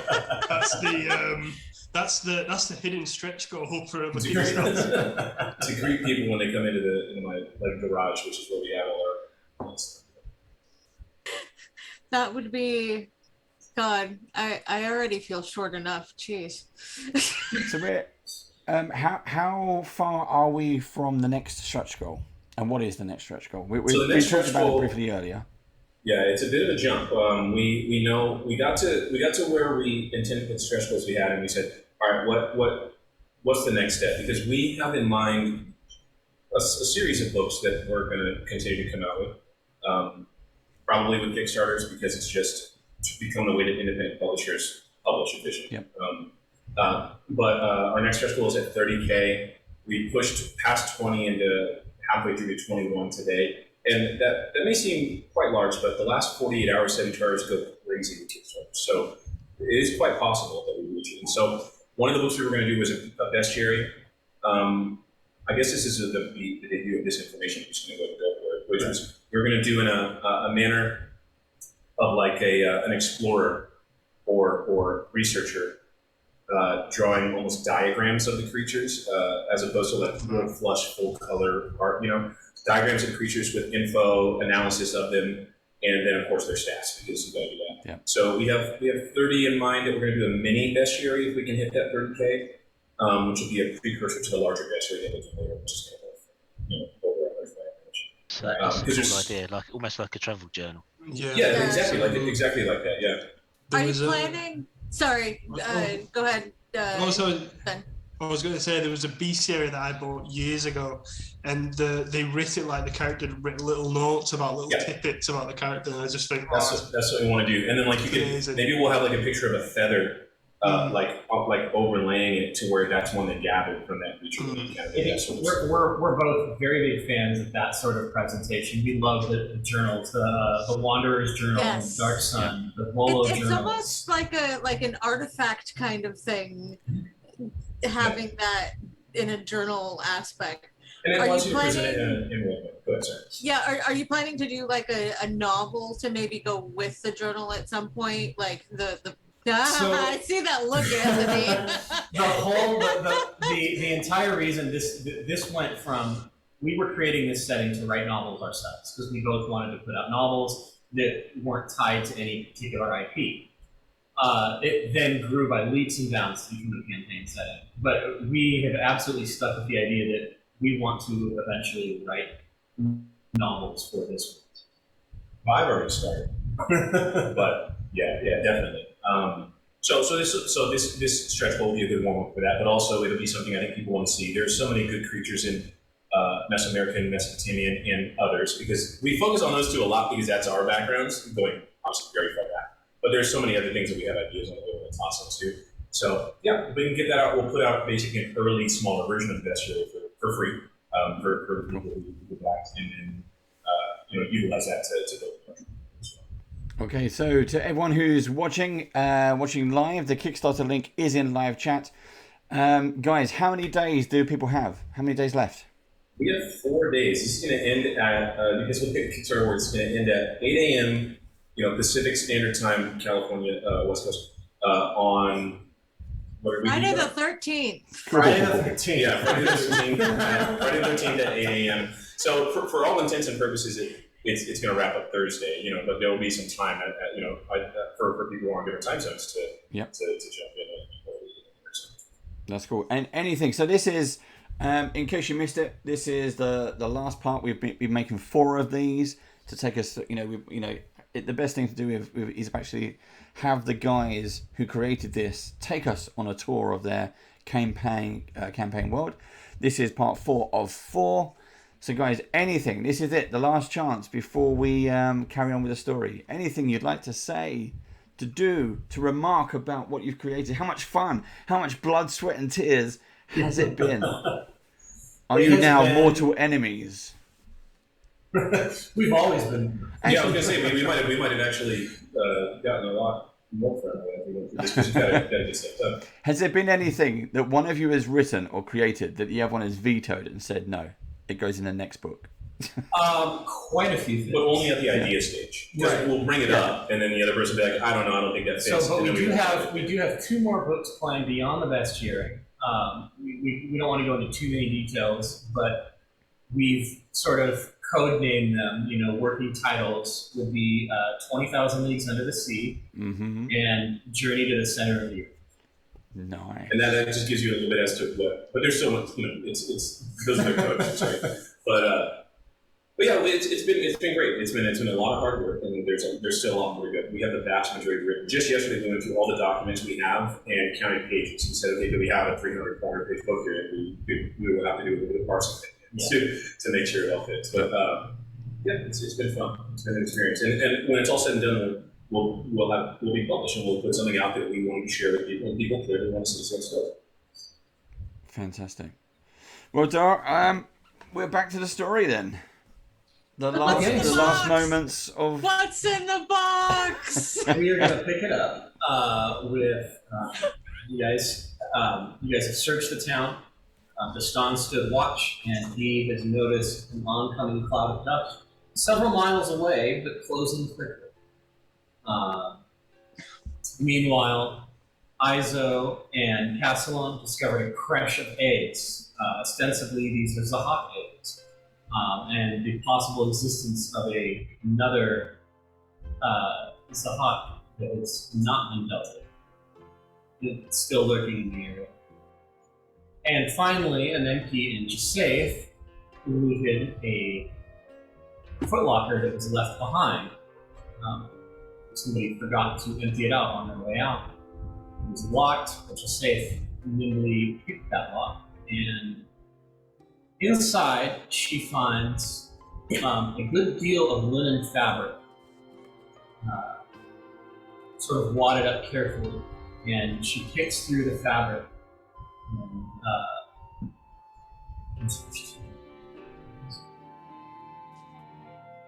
Oh, I was going to talk to you about that and get a chance. It won't work. You know, it's only for the classy person making it. Unless you just want to have some fun. So inside, she finds How about hat? Who said that? she finds a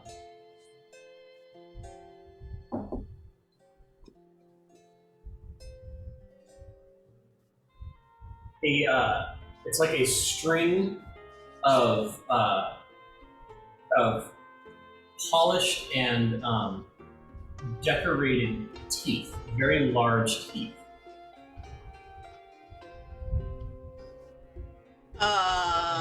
What kind of teeth? So you're looking at it, and they look like they could be human teeth. Like they look like human teeth, but they're far larger. Even larger than a Nenki's. They look like they essentially could be giant teeth. They're even larger than Gary Busey's teeth. But a giant creature, a giant that is much larger than the Gabarese themselves. Oh, wow. So a true giant. A true giant. Just forewarning, Catalan refuses to be eaten alive by a giant Gary Busey.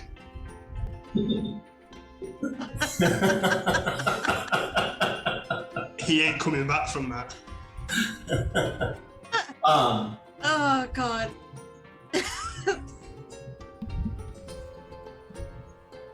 Now, the giants are extremely rare, aren't they? They are. The giant empire has long since,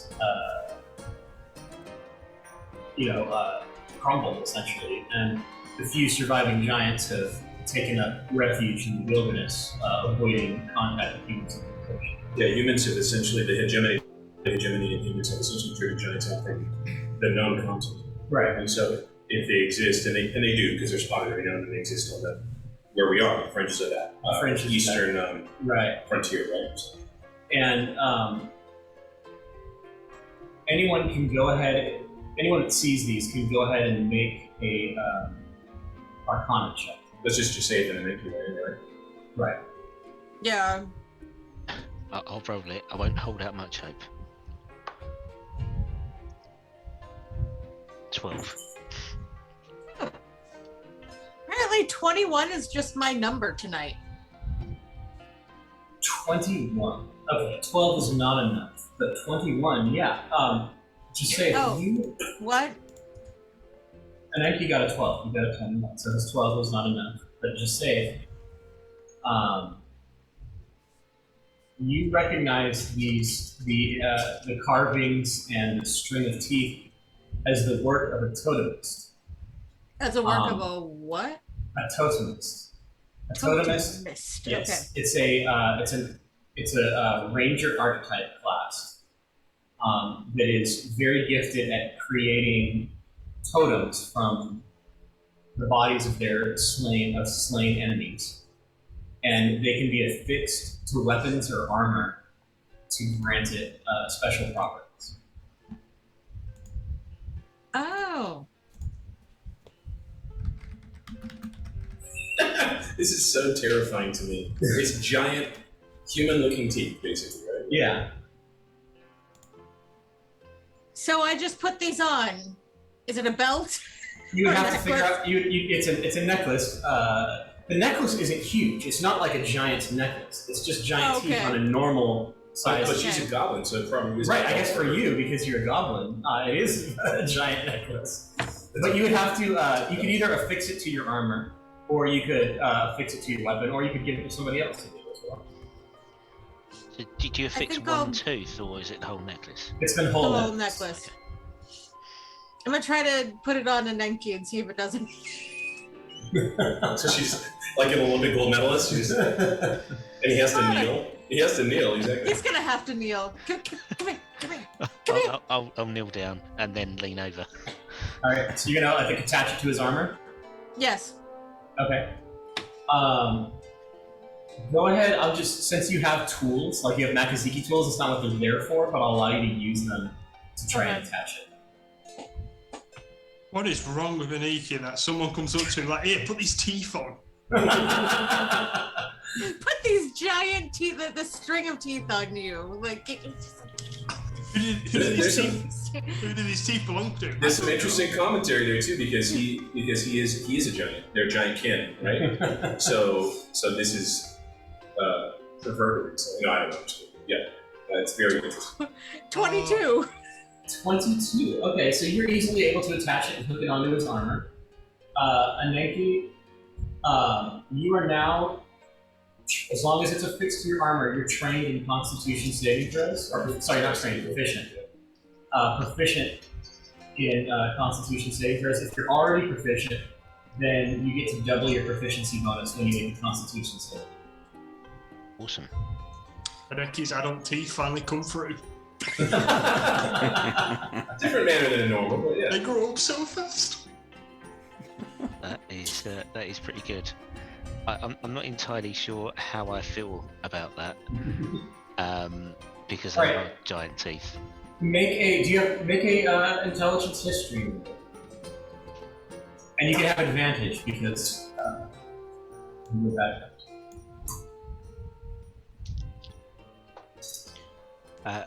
Oh my god! I just rolled 2 natural 20s. Alright. Wow. All right. You were meant to know this. I was meant to know that. You have on certainly- 2 separate dice.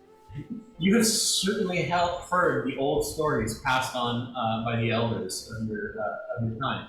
You know, it's not a closely guarded secret, but it is something that isn't generally shared. You know, it's told to keep the stories alive. But the Gabarese are the ones responsible for the downfall of the giant empire. They were the ones that turned their backs on the giants and allied themselves with humans and worked to destroy the giants. So, while it might feel weird, in some way it's actually fitting that you're wearing this. So this, in my mind, then these teeth could have belonged to a Gabarese guard that worked here on the railroad. Possibly, yeah. But is that correct? You said they were bigger, but is that No, not that the teeth, the belong necklace to was the totem. got it. Yeah, not that it was But their they're not Gabarese teeth, but That's what I was gonna say. We should be clear that yeah.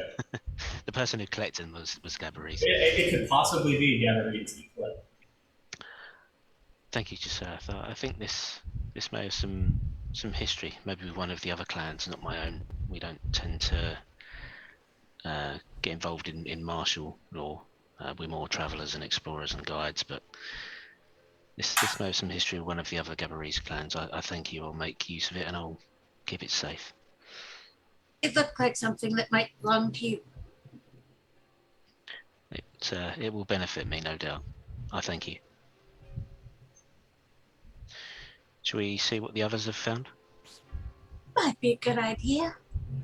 Shall we? Yes. Lead on. She'll hop up on BB and sidle on over. So you head back to where Destan is on watch. Are we checking on Destan or are we checking on? Well, just as you do that, you see Oh, okay. Izo and Castellan coming out of the last building on the left. and they're also moving towards you, and they seem a little urgent. You saw the last one on the left? Yes. Have you ever seen that movie? No, it's creepy. I'll where I am on the roof, I'll tap Mhm. the roof to get their attention, and then point that there is something approaching. So yeah, you hear Deston tapping, you hear him tapping, and he gestures off past the gates. So I will immediately turn to Castleman and say, we won't worry about the eggs for now, set up in position. And I'll go to hide, like behind. So this is what I'm picturing, tell me if I'm wrong. You know, you got the deserted Western style settlement, right? Mhm. And like, you know, doors blowing in the wind or something, right? And I'm picturing, he's up top, I'm picturing I'm gonna go like behind a building in like an alley between two of the buildings and just post up. You ready? Okay. What about the rest of you? Is there another high ground spot that I can take?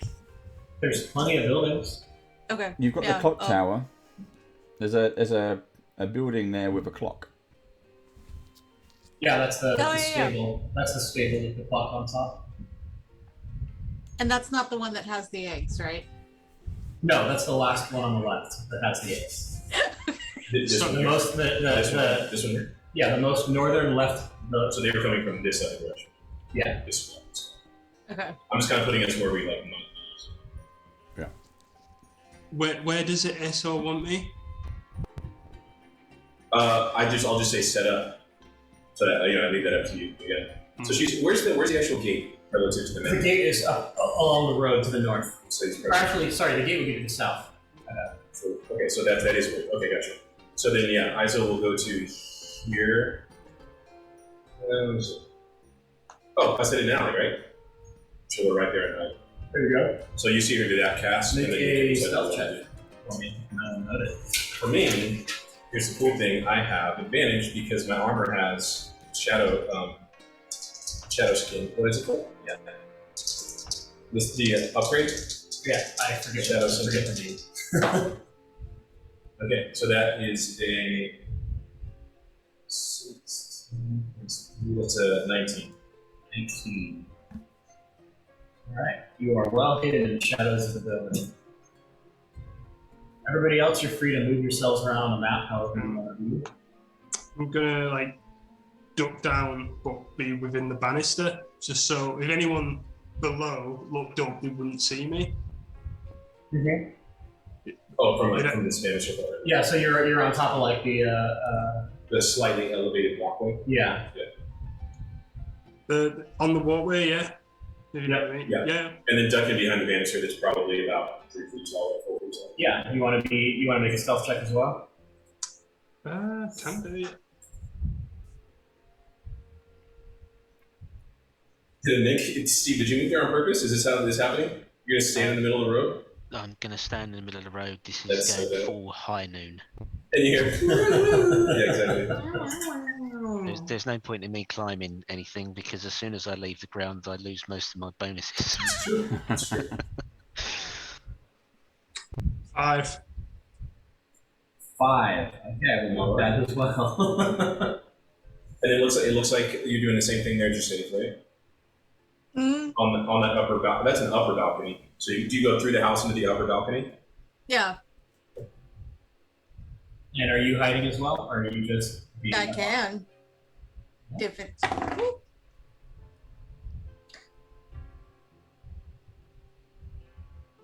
23. 23? I guess you might as well ask BD and Deston too if they're going to try to stuff like that. I don't know if stealth is the stance thing. Yeah, I don't think it's Deston just trying to hide.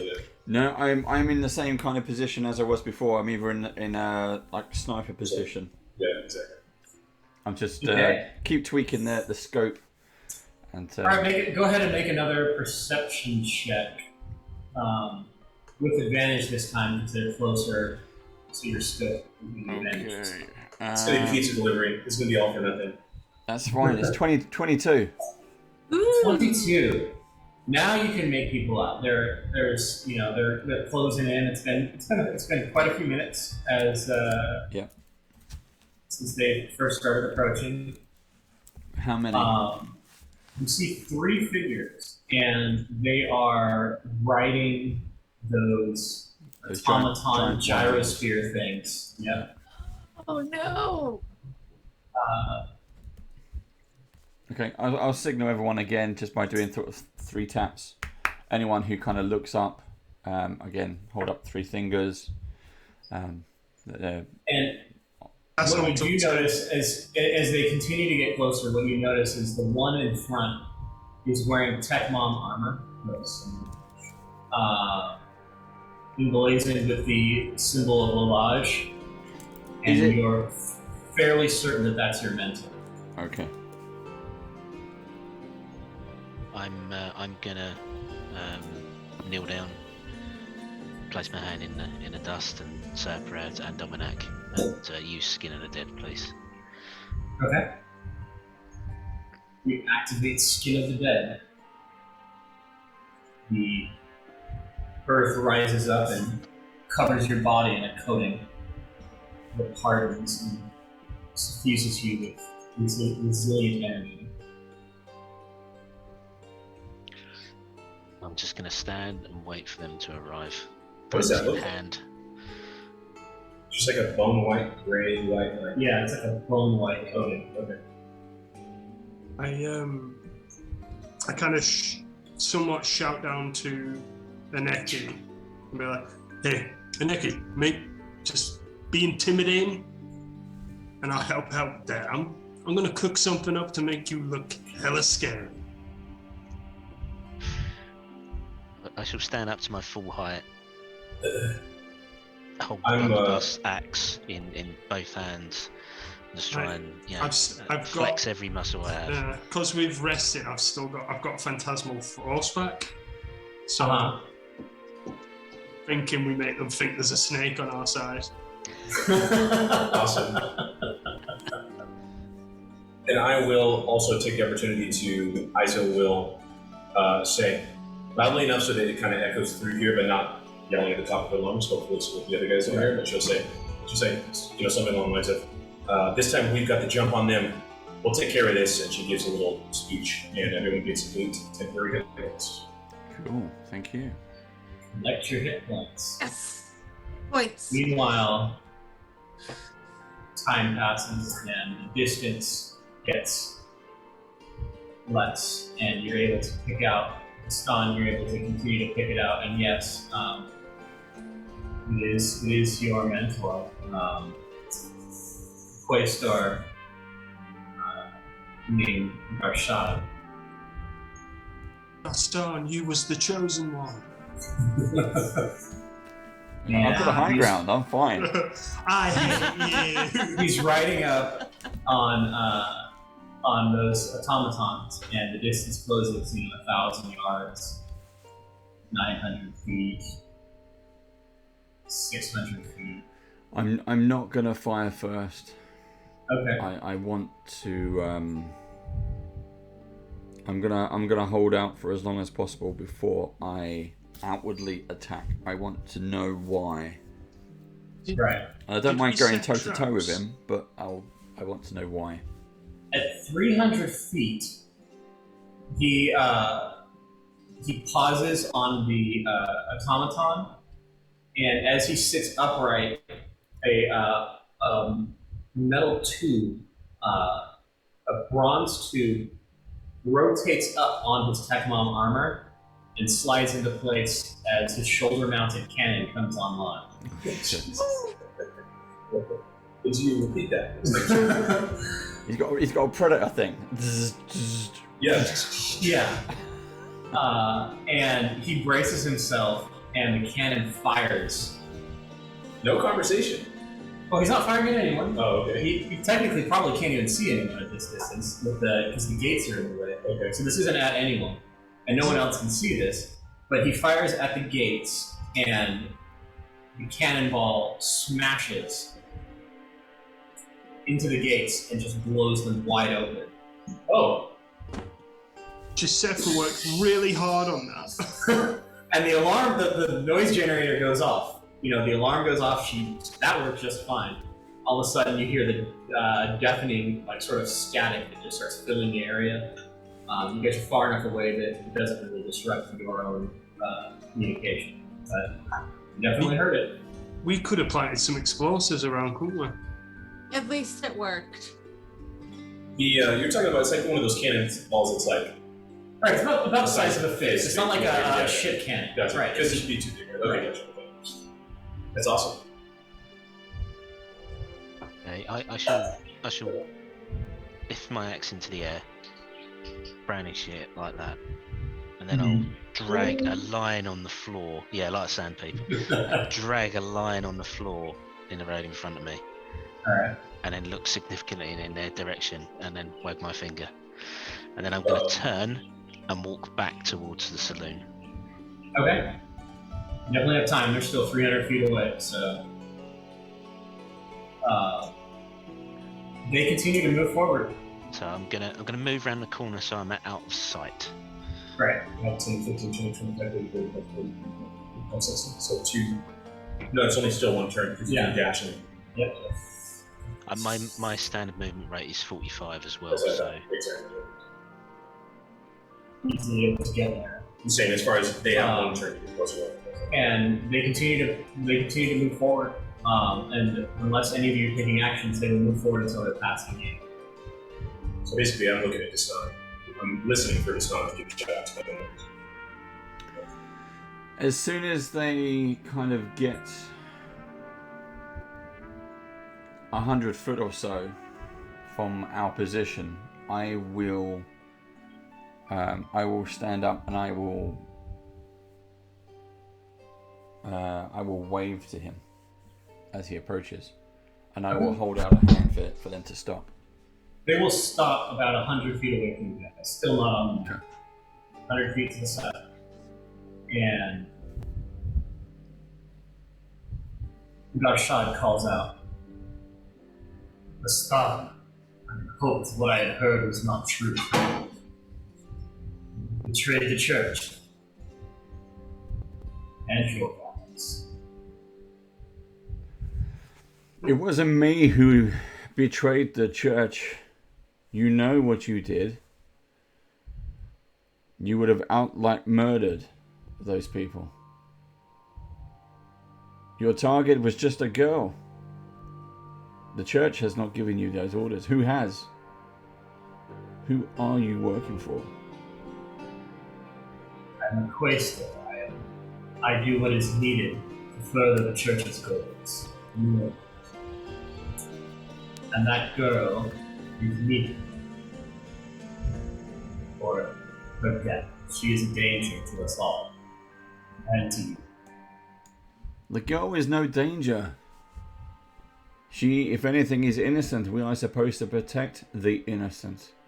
You instilled that in me many years ago. Why now?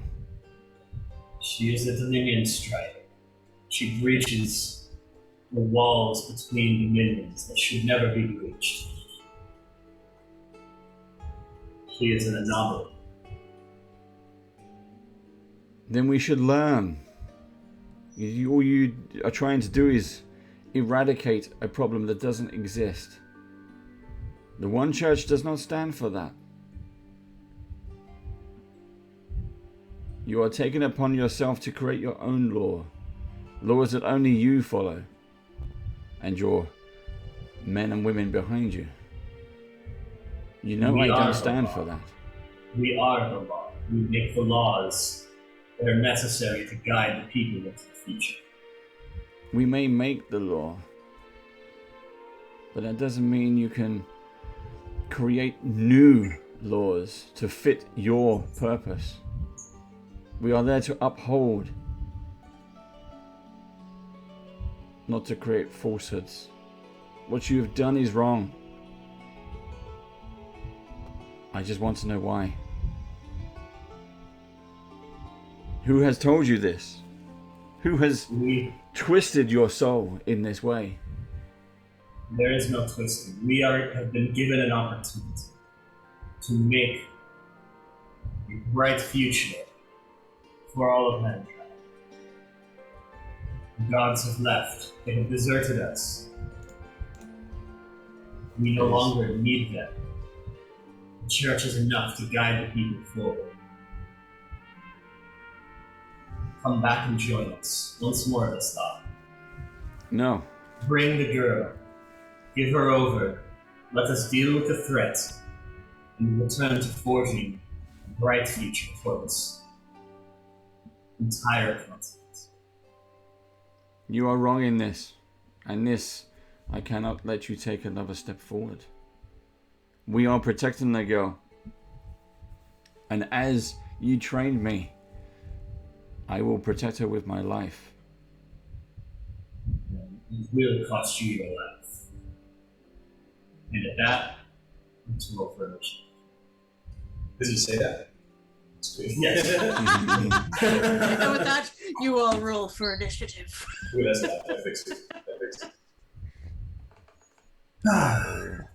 I got 3 for initiative. Oh. Well, you're still in shock with everything that's going on. And that last line was key. He basically denounced the gods. That's the one that probably, Yeah. He My admitted. natty. Yeah, exactly. I'm at 18.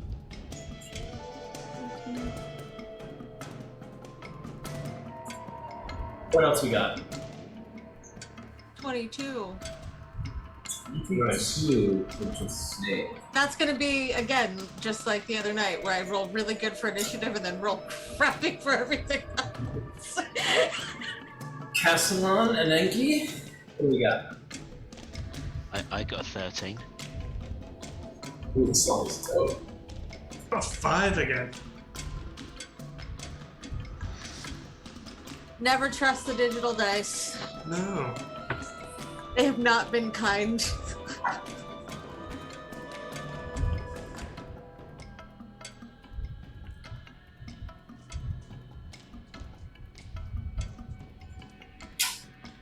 All right.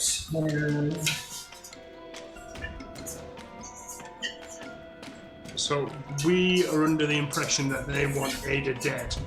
Yes. Hmm. I think I'm gonna. Okay. Can you let me know when they're within 60 feet? I I'm will 60 do so. feet too. Like, all the range stuff is 60 feet.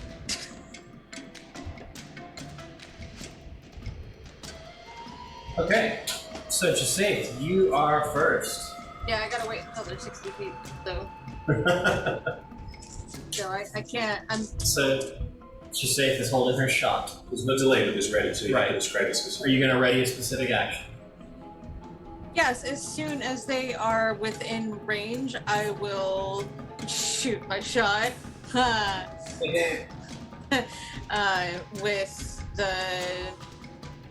the blunderbuss? Is that what it's called? Blunder? Yeah, with my Newman shot. So, Okay. All right. Well, you're gonna get an opportunity really quick because the first of the agents moves forward. Not Garshad himself, but one of his underlings. Are they all on their mounts still? Yes, they're all on their mount still. So one of them moves forward, and it rolls up.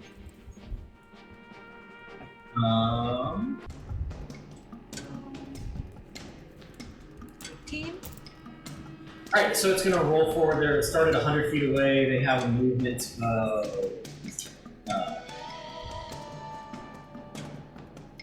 So they're actually going to be able to move up 90 feet. So the first one definitely gets within 60 feet, so you can take your shot before it appears on the screen. Yeah, is 18 enough? An 18 is a hit. How far were they away from the potential living? Sorry. From her. It's a good way to go. Her. Hang on. So, ooh, that's not bad. 4, 8, 10, 22, 24? And that is 24. That is 24 damage? Yeah, 24 with part of that being the necrotic. Right. So yeah, your shot just catches him. Actually catches her. Nope, that was him. Catches him right in the chest, And the damage of the shot is not nearly as damaging as the corrosive toxin that you insert within your hollow bolts. But they continue forward. Continues forward on the automaton, getting about 10 feet away from you. And then he leaps off of the automaton towards you. And that is success. So he leaps off of the automaton and onto the balcony. Really? Yep. Wow. My mouse is dying right now. What a wonderful time for that. No. There you go. And onto the balcony, pulling out a knife and stabbing at you with the knife. Seems mean.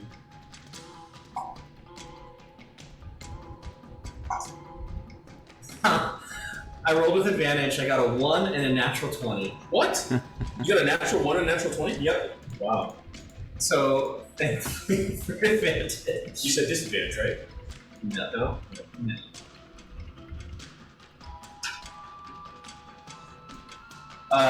13 damage. Ouch. Worse. So 13 damage as he stabs at you with the dagger. And you are not a spellcaster, so there's no additional effects.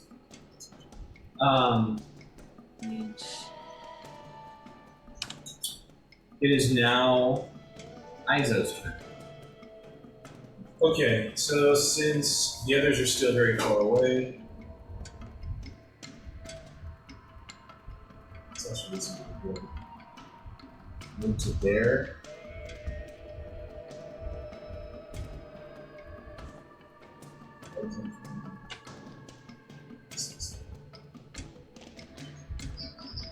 Okay, yeah. So she will do something similar. She'll move there and ready in action to shoot whoever comes within 60 feet. Okay. So Izo is ready in action. I guess it would and be 50 feet, not 60. So and it is the other one. This one is a woman. Comes up on the other one. Still, it's not our shot. so that's where they would get to if I take the shot. Right. Yeah. Okay. All right. Here we go. So actually, it's in my second range increment, so it's disadvantage. Mhm. But I'm stealth, so it's advantage. Okay. So I get a regular shot, right? Because yeah, this is interesting. I only get sneak attack when I have advantage. Yeah. So no matter what, this sucks. All right, here we go. So it's a miss. So far, so good. Let's switch to that. Like that. Yes. I rolled the exact same thing. Oh yeah. All right. So what is Wow. next? All right. I'm done. Izo's shot goes wide, and that one continues moving. This character has not been good in combat. And she rolls on up again next to the wall right there, and then leaps off, trying to climb the building and get the stone. So first the leap, which is enough to leap onto the wall, Yeah, I take it. and then we'll now attempt a climb check.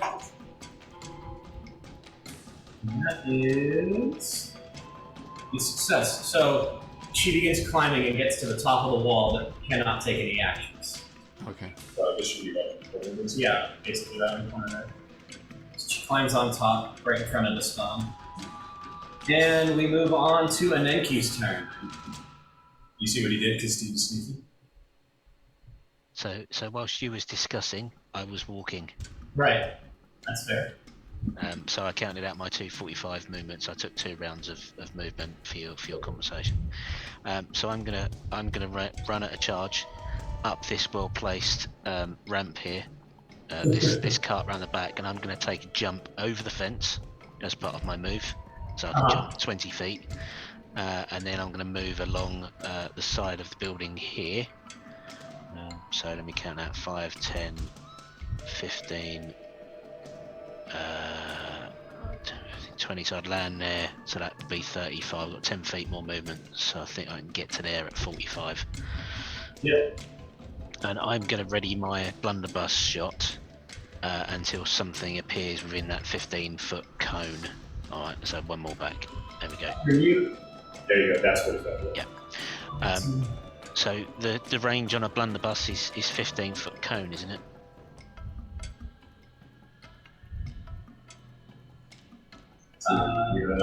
Hold up. You're supposed to have every rule memorized Everything all memorized. once forever. It is a spread. Yep, there you go. Correct. So I'm just going to ready my action. Anything comes within that 15-foot threat range, I'm going to shoot it. Take a shot. Done. Alright, it is now his turn. Unlike the others, he does not roll up. He pulls up his rifle and takes a shot at Nastan with the rifle. Not sure yet.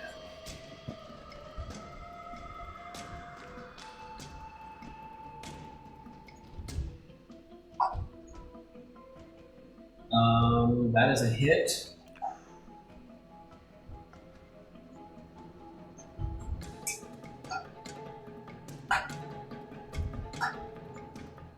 Uh, 12 piercing damage. Cool. Okay.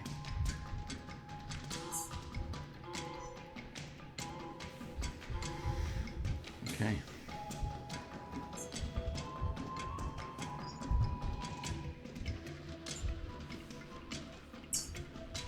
And that is his turn, so we move on to Castle. Alright. Is the mentor, is he within 60 feet yet? No, he's 100 feet back. No. Okay. To hold an action, is that a bonus action, or would I have to take an action to do that? So to ready an action, it basically costs you your action and your bonus action, I believe. You just lose it. You can't hold a bonus action. You can't ready a bonus action. No. Oh yeah, no, that's fine, right. So I'm gonna wait until that moment comes before I do that one. But for now, I'm gonna cast Bless on Gaston, and Neki, and Giseth. Okay. And that will give you guys you can roll an extra d4 on attacks or saving throws. You guys get an extra d4 on attacks and saving throws. Thank you very much. That's very And good. is that it?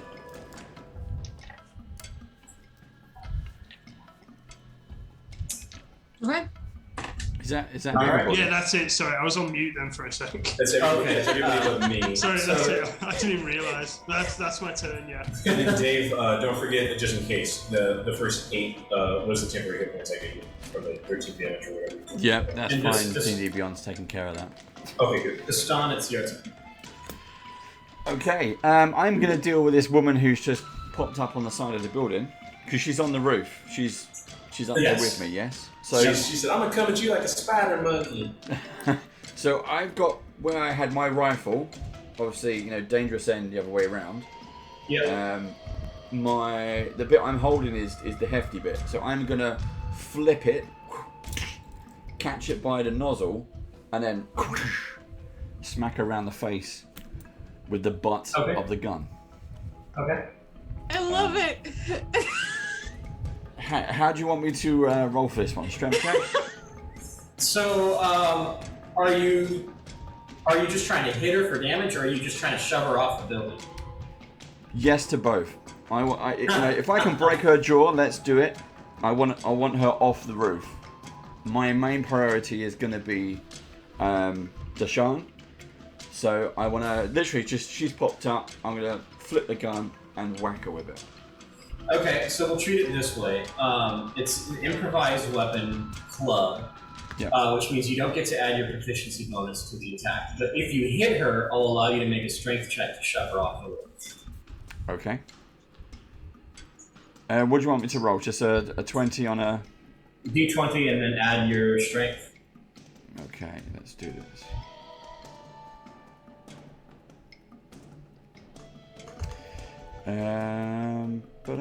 That is a 14, 15, 17 to hit. 17 to hit. That is a hit. Okay. And what's the damage for a club? D6, I believe. It's 1d4. A D4. It's plus the 4. Plus your strength. So, and I get Castellan's 1d4 as well. Oh, and you're the Not 1d4. damage, you don't know. That's only on. Oh, that's just an attack roll. Only on attack. Right. Ah. So, d4 is a 1, plus the strength is plus 3, so that's 4 damage in total. 4 damage. And you see her clothing like flex a little bit, and it seems to absorb a lot of the impact. Ooh, okay. Clothing. Looks like she might have some sort of mesh underlay attached to the clothing. For my But bonus you hit her, so action, go ahead and make this. Did you make the strength check? Sorry. that was a strength check, yeah. So What did there's you get on the strength check? that was a plus 3. So it's So is that all the athletics, damage? just with strength athletics. Oh no! I mean, so now that you hit her, you need to make a strength athletics check to shove her. Oh right, okay. Boop. Okay, that's 14. 14. So, also have the plus. That is another natural 20. Shove her. Man. So she just takes it. So yeah, she do takes it. the blow and sort of rolls with it, absorbing much of the impact, and manages to keep it fit. Okay, so that's my first attack. I get 2 attacks. Right. Are you still allowing that as the improvised Yeah. weapon? So okay, so I've clubbed her around the face. I've seen this shimmer go off. Now I realise she's got the shield on. Can I flip the gun back And fire. and like, cock it like a shotgun and point blank range? And I will use range smite and pull the trigger. Boom. Okay. Do you have the feat that removes disadvantage for firing at an adjacent creature? Ooh, no, I do not. So you will have disadvantage on the attack roll. Okay. But you can absolutely do it. And you But get you the still get D4. D4. You get the But here- D4 regardless of the disadvantage. Okay, I definitely do not have that as a feat. So I'm going to shoot at disadvantage. Is that going to roll? Right, I got... Oh, both rolls I got a... no, I didn't. I got a 12. So that's a 12 at close with range. the d4 added as well. No. You have the D4? So 12. And that's a 4. So that's 16 in total. That is a hit. Okay. And my Nice, rifle child. does 1d8 plus 1. Uh-huh. Plus, oh, and I got an 8. Sorry, I got an 8 plus 1, so that's 9 damage. Plus, Yes. with my smite, we were doing 2d8. Is that correct? Correct.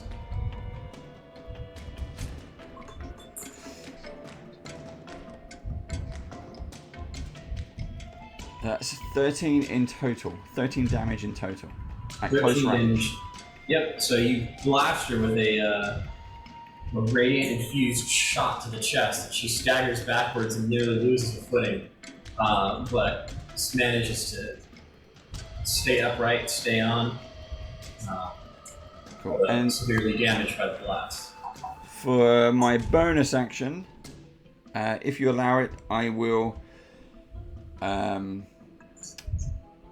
cast Shield of Faith on myself. So that will give me an Okay, is it- extra. Yeah.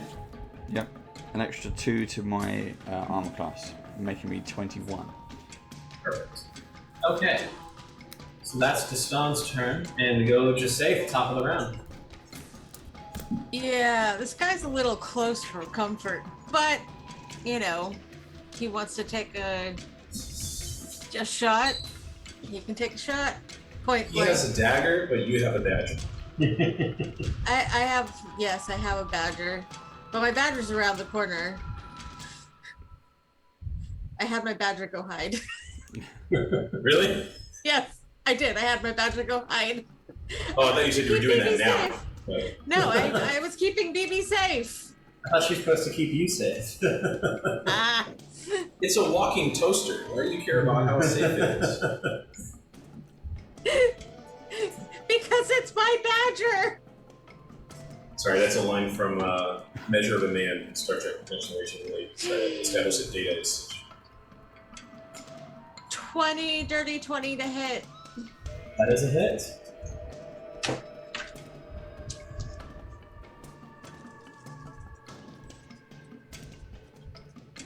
max damage. 9.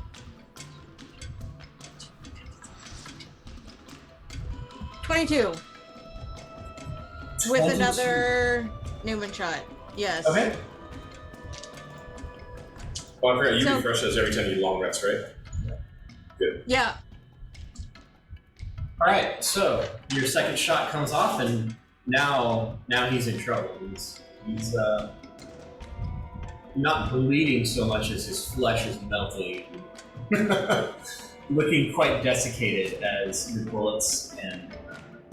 Yeah, what even is the visual manifestation of that necrotic movement zone? Is it like rapid onset leprosy? Like, what does that look like?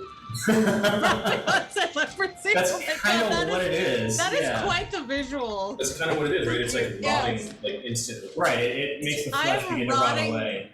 I just shot him in the face, so his flesh is kind of like rotting, Wow. like Yep. on the cheeks and everything, and his shoulder a little bit. You know, it's taking off some of his armor. So We start to look like it's- the Nazis in Well, he doesn't have any armor. Yes. He's actually Raiders of the Lost Ark. the two of them don't have armor on. Well, doesn't if he look did like. have armor, he doesn't anymore. Right. The heavily armored one is Darshad. Yes. But that is your turn, and it is his turn now. And he is looking worse for wear, but being the fanatic that he is not backing down. Instead goes to stab you once more. I don't know Now what to roll another say. natural 20. That's another natural 20. Yeah, that's another natural 20. Can you take that die away from him, Anthony, please? This is Good only Lord. D20. It's my only D20. I No, only have one trade. set. I'm talking about trade here. You're You the one can that give been him- rolling 5s with, yeah? Yes. Definitely swap room. So that is 15 points of damage. Oh, Did you say? jeez. That was painful. Well, That you one have- was painful. Sorry, it might not be 15. The way criticals are in 5e, you roll the dice twice. Oh, is that what it Yeah, is? the static, Okay, and then you hold have on. the It static may not ones. be 15. Oh, I rolled another. Jesus Christ, you rolled. Okay, sorry, just to be clear, he rolled, because I can see he rolled a 20, and then he rolled on his d4 a 4, and then a 4. So it's max damage. So is that 15 or is it even more? No, that's 15. That was 15. Okay, there you go. So, because you just doubled the 4 that you rolled. So, yeah, okay. So it's still 15 damage, that's not more. Yay.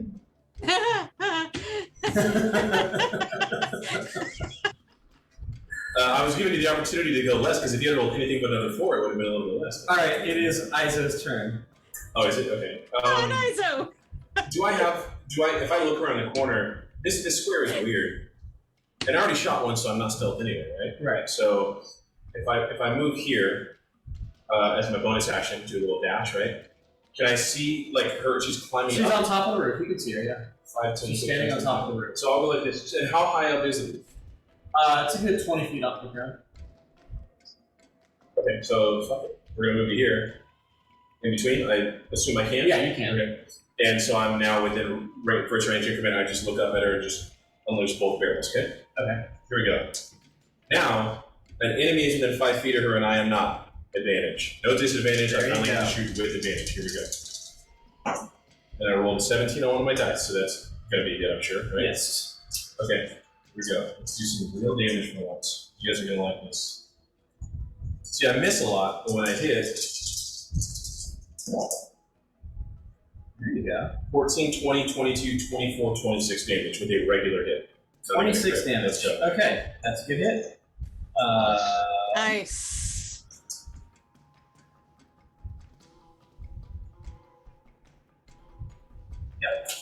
So your shot takes her right in the abdomen. And actually, Her in the abdomen.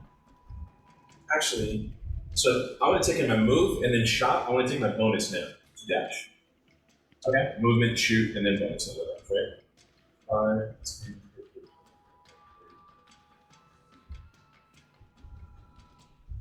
And she's above me, so I can just move right there, right? Okay. Yes. I'm gonna move to there to go to just say it's 8. Okay. Actually, but should be smaller than that. I'm gonna go to here.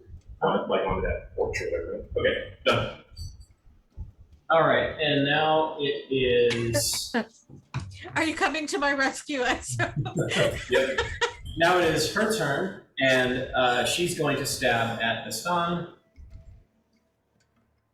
Oh yeah, and as I run, my pistol reloads itself, right? Remember? The loader? Yes. That Those Cast now loaders has as are well. amazing. So, Gaston, what is your armor class now that you increased it? 21, I I think think you're- he said it was. 21. 21. Sorry, I didn't Sorry, hear you. I'm on mute. Yeah, 21. So that is a miss only because you advanced your Ooh, very nice. your armor class. Good call. So, all right, that is her turn. She's done. Moving on to an enemy.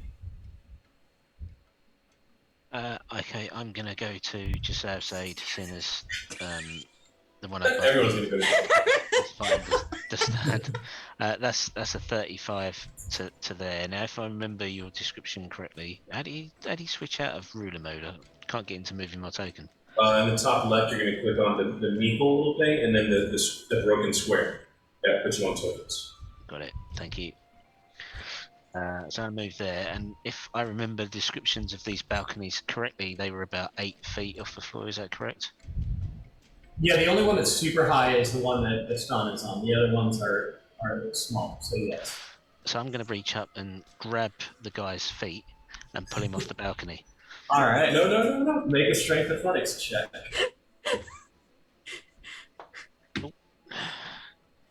I was like, oh, they're small. Yeah, that's relative. It's a dirty 20.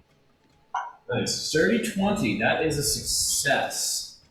So I'm just going to pull him straight off the roof onto the floor, so he's prone. Okay, so you just jerk him off of the roof and. Easy. Freezing.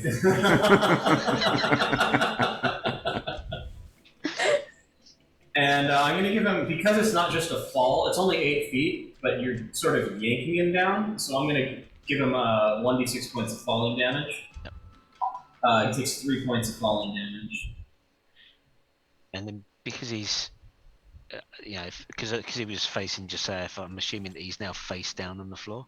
Yes, I'm face just down gonna- on the I'm ground. just going to put my foot on his back. Okay. And that is your turn. That is my turn. So, was that a trip or a grapple? At the end of the day, you want to call it a trip? He's Call it a prone. trip, yeah. So Nikki, in your mind, Steve, you don't have him grappled currently, right? No, he's just on the floor, and I've put my foot on his back. So He's restrained I do you. in a way. All right. It is now Garshad's turn. Both Nikki and I are pretty targets as well. Yeah, I think he is going to move to, or he, not yet. All right, he moves his shot from Destan this time to targeting Nenki.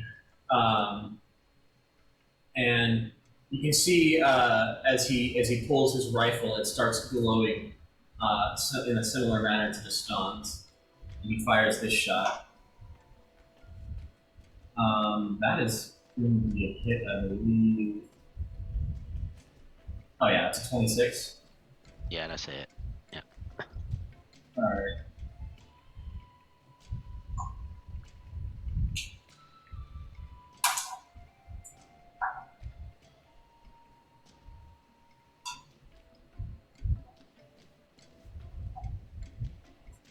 $19 points of piercing damage. Okay, so I'm going to halve that. Yep. For skin of Skin the of dead. the dead. Yes. So 19 halves to 9. Yeah. Excellent. I took 1 point of damage off my actual hit points thanks to the temporary. All right, moving on. Actually, wait, that's only his first shot. I forgot. It's 2 shots. So he's taking another shot. Oh, that's only a 13, however. 13 still hits because that is my armor class. Okay. Oh, I don't have a very good armor class.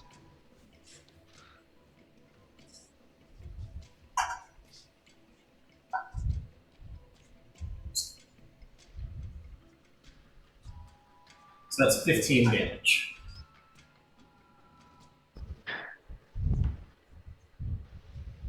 Piercing again, and again you can have that. And then that's his turn. It is now Castellan's turn. Okay, is he within 60 feet? No, he's not moving forward. He's got a long rifle and is just very content to sit back and pick you guys out. One of the woes of having a setting with major long range weapons is sometimes you build a map and the guy will never be on the map. Right. Okay, so the character after the storm, can I see her if I was to move here? You have to move. Like if I was- Actually, yeah, if you were just to move right there, because she's again on top of the roof, so you have an upwards looking shot at her. Okay. I'm gonna whip my pistol out. And, I'll take a pop at her.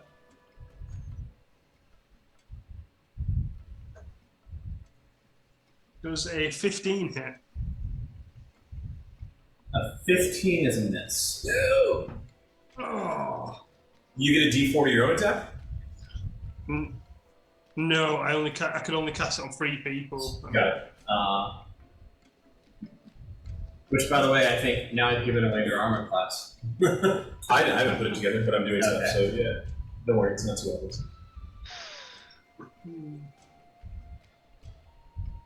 Alright, you got anything else, Cass? Oh. Apparently I can use spiritual weapon as a bonus action. Okay. Is that right? Yes, it is. Ooh. Right, so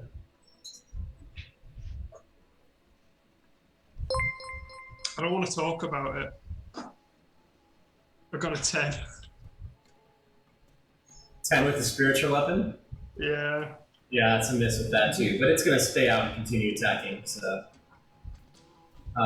It's a melee attack, but I still got to picture it as is your spiritual weapon an ethereal version of someone getting pistol whipped?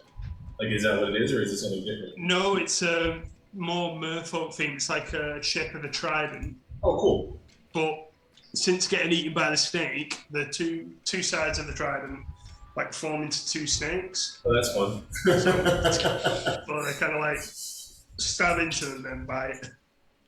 So now it's a two-headed snake then. Okay, I like it. The Stan, it is your turn. Okay, this woman is still here. I want rid of her. So again, I will drop my rifle, and I will use my broadsword, my greatsword, Okay. and take a swing. Ooh, I should not have done that because I got a natural 1. Oh. The That's a swing seven goes total. wide. You're a little overbalanced from holding the gun and switching to the sword, and your swing goes wide. Okay, so I'm going to try to recover my fumble, and second attack, a swing again. No, it's still a miss. It's a 9 in total. Oh, we're in trouble now. Another miss. All right. That's it, and that's She me done. dances away from the blow, and it is top of the round. Just safe. What do you have? Well, since there are now so many people around me, I can no longer. Friendly fire isn't. So. I have to. I'm gonna try to jump down? Are you No, thinking that I'm you not gonna can't? jump Are down. you thinking that you can't use your Not gonna. blunderbuss? Yeah, because it's a cone. You still can, right? You just so this bottom corner going up. Mm-hmm. No, but remember, he's on the ground now, so she'd be firing down on and then. Understood. Yeah. My bad. Okay. Yeah. So Can you reach the one that after dashed on? can I do that 15 and feet. not hit the stun? 5, 10, 15. It's more than 15 feet away, though, right? Yeah, you So probably you can't. can't hit it with it at all. So you were on the right path. You got to do something else. Although you could throw a bomb or something. Oh yeah, you can do something else. No, my blunderbuss has 60 feet. What? I don't think it's a blunderbuss. Oh, so then she has something different than the blunderbuss. It's 1560, or is that not correct? That is not correct. Oh, okay. I might have been looking at the wrong thing then. Yeah, a blunderbuss is just a 15-foot cone only. Okay. Yeah. How far is that? Sorry. Let's see. That's 5, 10, 15, 20, 25. No, I'd still need to get down because my bombs are 20 feet. So I will just take my turn moving. So I'm gonna have to get down. Okay. So you go ahead and make that movement however you want. Yeah. And we will go to. What? No.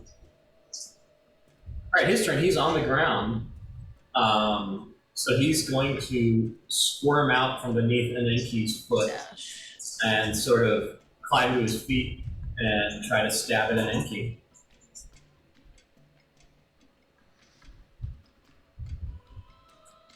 I always think in terms of old 3.5 D&D, but standing up heroes. That is a hit because an Enki number cost is so low. I'm surprised you have a little natural 30 in these. 11 points of damage to an Enki, piercing.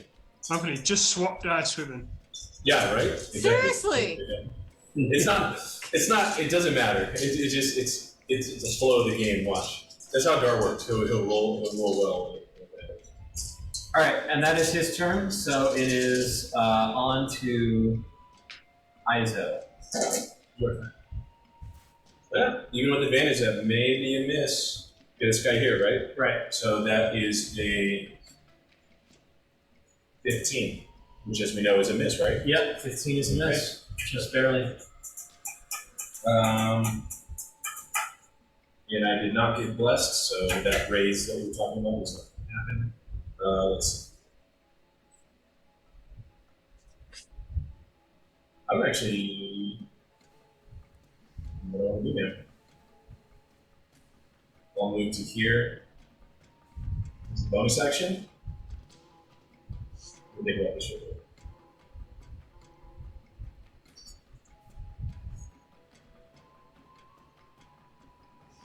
I'll move to there, like around the corner, as a bonus, and then I'll hide. Okay. So wait, is hiding a move? It should be a bonus action for you. I Well, then think. either way, I could do it. Oh yeah, that's what you can do as a bonus action: is disengage, dash, or hide. I'll confirm that. We can move on to the next person. Okay. Hello, Raiders. We have Raiders again. Oh, nice. Nice. Fancy- Hello. Radish. Fancy Rasmus. Fancy raid. That's Welcome. welcome. All right. That is Izo's turn. It is now their turn. So the woman you're fighting, the stun, continues to attempt to stab at you. She is Okay. trying to bring you down. But that is another miss. So yeah, your enhanced armor seems to be enough to keep her from striking at you. That is her turn. And Jin is 100% correct. Actually- I am able to hide as a. She's going to move. She's going to move diagonally opposite, so all these people that are seeing her are at the edge of the roof can no longer see her. So here. No. She's going to move around the stone in the circle. Keep going. And Susan to the left. Okay. There you go. So that'll be her turn. She's gone behind me on the roof, or she's gone on the floor below? Around you, yeah. Okay. Behind you on the roof, yeah. On the roof. And that is her turn. It is now Nenki's turn. Okay, so I'm going to take a 5-foot step to there. And Enki is the one of the abilities for categories for Great Ones. Mm-hmm. So this character's going one-on-one with the Great One. Take a 5-foot step to there, and I am going to attack with my axe. Two-handed. Mm-hmm. That is 15 on the dice, including bless. Plus 6 is dirty 20. That is a hit. Your axe is going to strike home. I am also going to use my exacting blow to take a level of exhaustion. So that'll be a DC 13 Constitution saving throw, please. Makes this Constitution. Okay, that is 13 points of damage. 13 points of damage.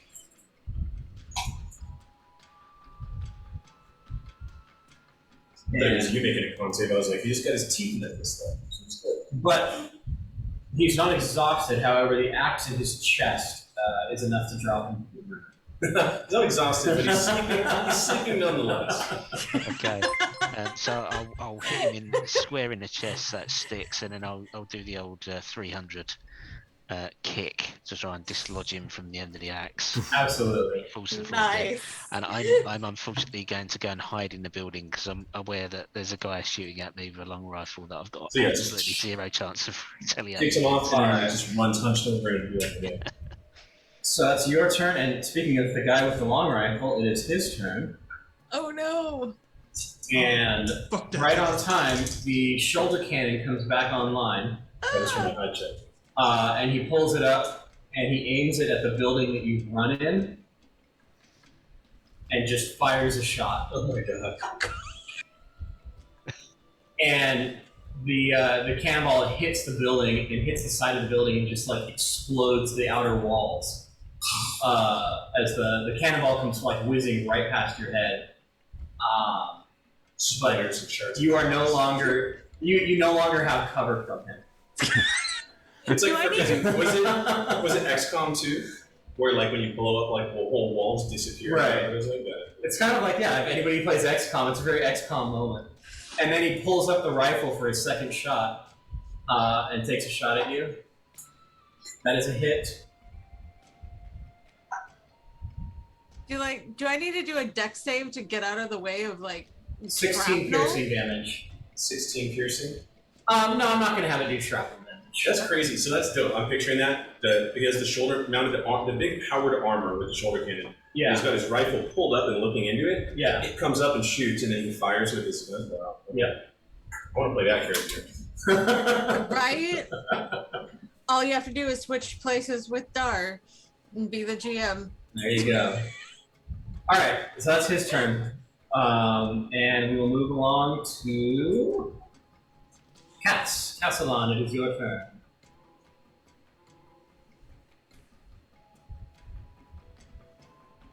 Caster muted. Oh yeah, you're muted. Would not unmute then. There we go. Is he still on the floor, that guy? He's dead. Or He's dead. unconscious. Unconscious, out of the fight. I will make him invisible. That way you won't show up.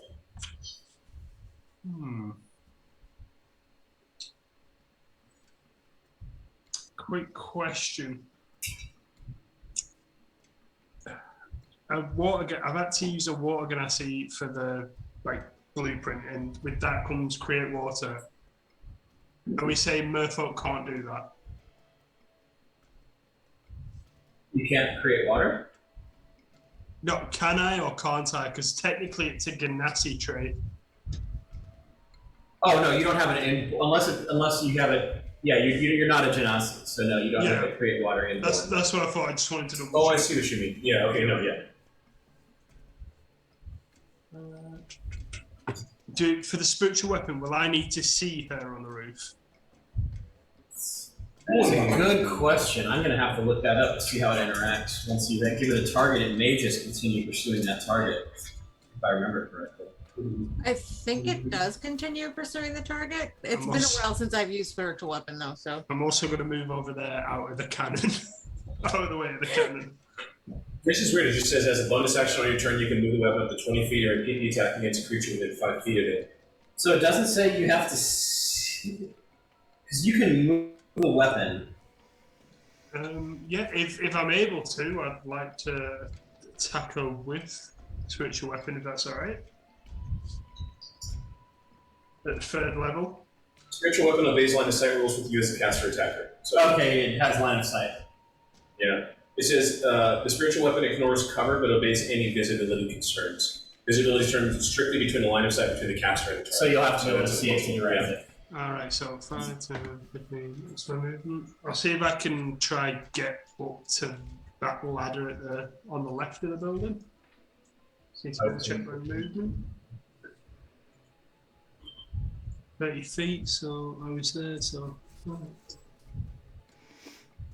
It gets me to the ladders at 30 feet, or am I able to just climb up around? Well, you could do that. You could try a climb check and just climb up. That's absolutely, because it's not nearly as Just climb right up the wall. Yeah. Oh. You can like jump up, grab it, and pull yourself up. with a Yeah, Climb check. is that just a strength check? Strength. Yeah, make a strength athletics check. I like how we have one combat in this town and everyone's using all the buildings as basically like jungle gyms. Like, we're just 17.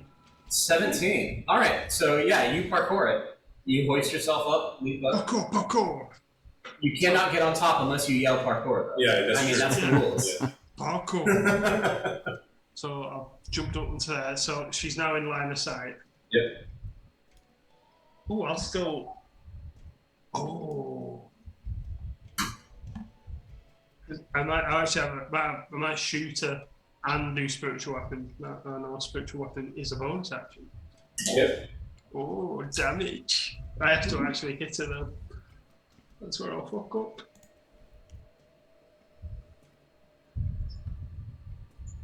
Right, I'm gonna go with my pistol. 21. That is a hit. Awesome. Oh, so the damage on that is 10. Oh, and 9 damage on that. 9 damage. All right. And I'm gonna use a spiritual. So I've shot her. Yep. Knocked her back a bit, and it's kind of like a spiritual weapon's kind of like snaking over towards her. And it'll just go if it hits her. There you go. 19. Thanks to 19. That is a hit with your spiritual weapon. we just got 2 new backers in the last few minutes too, so if it's someone you're watching, Thank you. Sorry, wait, that might be. Might have rolled the wrong If one. it's not, thank you anyways. Yeah, that's true, but they don't, True, they yeah. don't see it, so it doesn't matter. 6 damage on that, so 15 damage altogether. Nice. 15 damage altogether. So She's still up. the trident, She's still up. Yep. the trident So- kind of like snakes through, straightens up and goes right through her. And Yeah. Like, all right. So she is staggered but still up. We're moving on to Destan. Okay, so Finish her off. she is. Finish her! Do I recognize her? Is she one of my team? Yes, she is. Her name is Halza. Holzer. So I will say to her, Holzer, you know this. You know this is wrong. Arshan is not taking directives from the one church. This is his own doing. Please do not make me drop you down. Your soul can still be saved. Make a charisma persuasion. Oh dear, natural 1. Oh my god. Not Unlike only that, you. natural 1 -1, so that is an actual 0. It's a 0. Unlike you, I am still loyal to Garshad and the One Church. He is not part of the one church anymore. We are all part of the One Church. It is you that are outcast. Oh. I'm sorry, you are living a lie. And you will find that when it's time to be judged. And then I will attack with broadsword. Okay. The great sword, sorry. That's a hit. That's a 23. Well, at least you got that one. Yeah. And that's 11 damage. 11 damage. And that Is that really enough? I knew is enough. that is poignant. So Finisher. it tells you what he's good at and what he's not good at. He went for the try. She's like, no. He's like, fine, I'll shoot you in the face then. So, Here's a man of action. And she drops to the ground. I'll cut her head off. And then I'll pick the head up and show it to Arshan. Arshan! And then I'll throw the head in his direction. Okay. So like Medusa style. Yes. Let it bump down. Castellan's like, God damn, that is so unnecessary. Didn't have to. All right, top of the round, just safe. What do you got? I got. How far away is our Garshad evil guy is 100 feet away. from where Big I bad am evil still? guy. He's lawful good. What are you talking about? Oh, he ain't. Yeah, he's lawful something. It ain't good. But he's 100 feet from me. He's 100 feet from you. Yes. Still okay. Oh. Well, I'm gonna go dashing away that way. So on BB. Dashing through the sand. Dashing through the sand. So I'm gonna go. What is that? 60 feet? I can go then. You can go, yeah. If you move and dash, yeah. Yeah. Well, dash is. No, she can't. Sorry. Dash is move. Sorry. She can't do both. I'm the only one who can. That's right. So you can only move. I'm 30. used- Can you move I think you with can your use- action you though? can use your That's what action. you can do. Yeah, okay. We should know this by now, yeah. So you can still move 60. I can move 90, but yeah, she's... Yeah. So, is that my whole action then? Is just the movement? Unless you have a bonus action, yeah. Not for anything extra, because otherwise it's just the normal actions. So. Okay.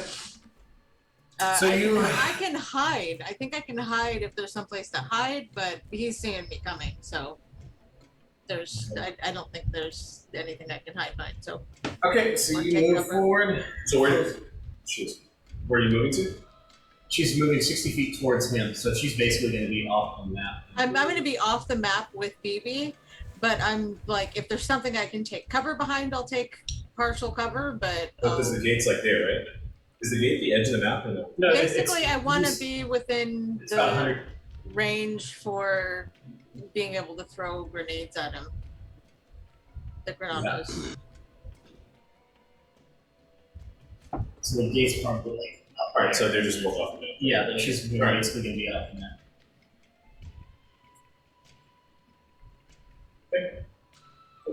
All right.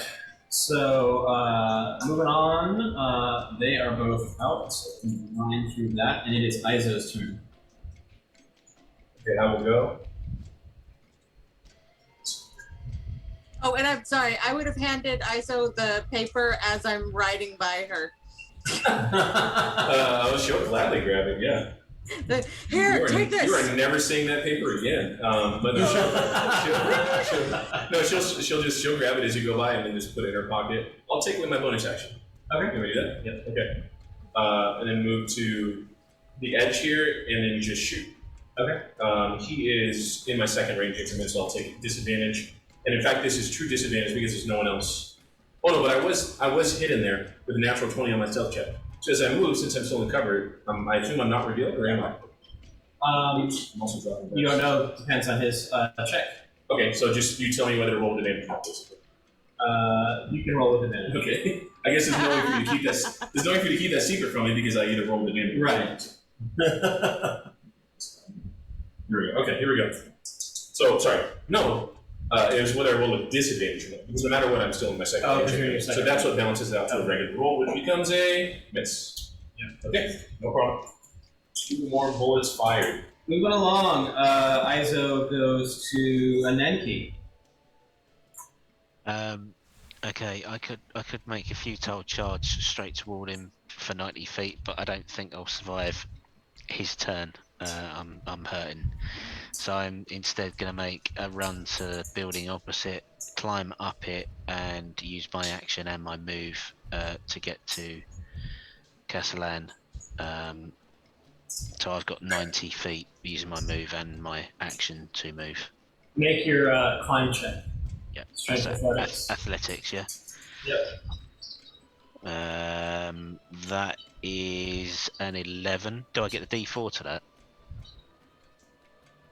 Does he get D4 to skill checks? No, I think it's saving throws and attack rolls. Attack and saving throws, yeah. Okay, in that case, the climb check was an 11. 11. It's not hard, and you only have to go up 10. Not even 10 feet because, 10 feet for you because you're so large. So you're still able to find handholds and pull yourself up. Okay.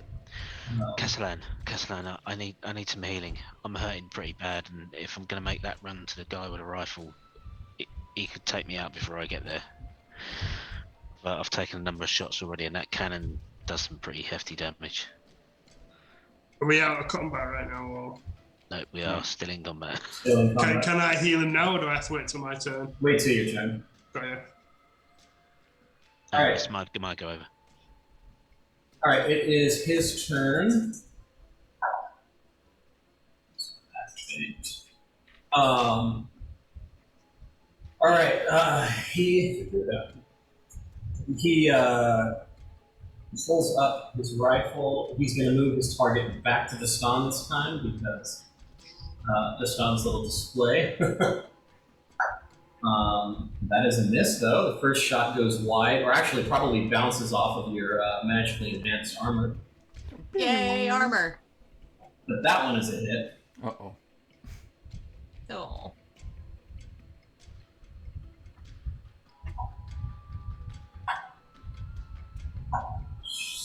11 damage, piercing. Okay. I will take it. Right, take the hit. I take the hit, yep. And he calls out, "I will just pick you off like the rats you are. Surrender and make it easy." I will shout back, Arshan, face me. We will endure combat.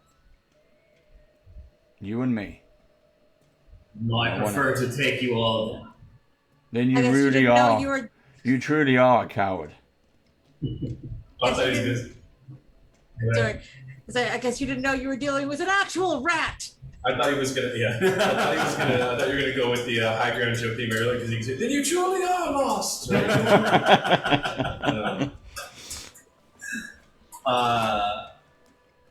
It is Castellan's turn. Heal. Yep, I got you, big man. Fuck him up. I'm gonna do it at 3rd level. And this one's.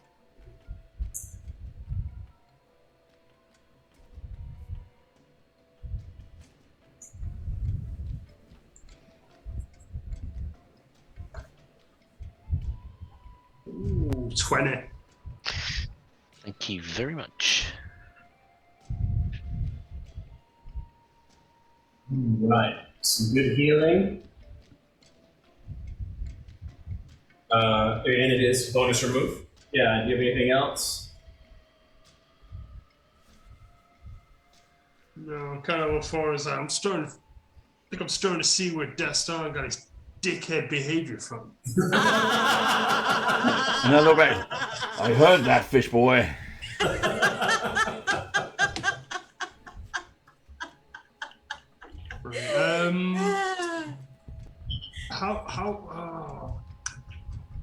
Where would we need to move? Where would I need to move to be within 60 feet of him? Forwards. He's, let me see. Is it off? He's up 5, 10, 15, 20, 25, 30, 35. You see this right here? Yeah. He is 60 feet from that. He's 60 feet from that. But they can't even see him. So if you get to the edge of the map, you'll be 60 feet away from him. Actually, I will make him visible on the map just so you can see that where he is 60 feet behind that. So that means from you, Cass, he is 115 feet away currently. Not to mention, that's notwithstanding the elevation from being up a little higher too. So good old Pythagoras, it's probably close to like 130 or something like that. Right. I'm gonna move. Are these ladders here? What's up? I think there's a ladder right behind you. They roll with that, yeah. Yeah. Could I use that ladder? Get down to there and sneak over to here. Yep. But he's not going to see me anyway, so I'm not going to hide it. I'm just going to go there. So 5, 10. Maybe one more back up. There you go. Alright, so you move there. Yeah. It Then, is now Deston's turn. Shoot him! Can I? What I'm thinking of doing is I want to get down to the ground floor, and I don't want to just jump off the roof. So can I go backwards to this balcony area Jump on the balcony? and then jump down there to the ground? Sure, you can do that. And then So the balcony, no check, but if you jump from the balcony to the ground, make a dexterity acrobatics check to land safely. okay. just imagine the balcony. Just as he jumps on the balcony, just collapses through. Falls through it. From the weight. From So the weight of his armor.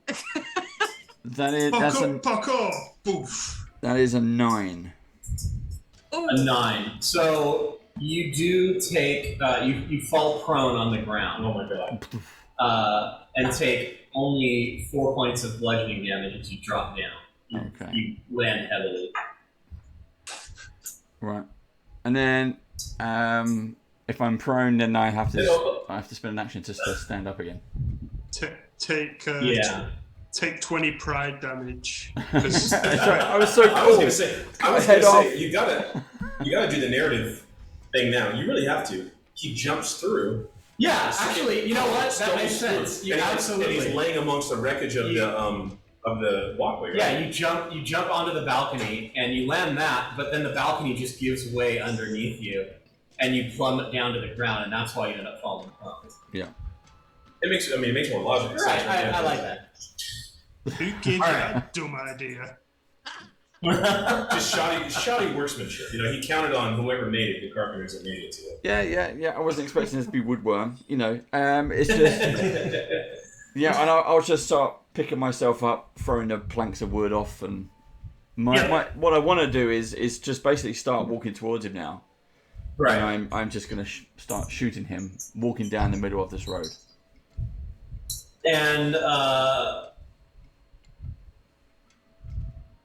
so you do, I think standing up is half your speed. So if you haven't moved half your speed, you can stand up. Yeah. So, yes, I've done from where I was 5, 10, 15, about 20.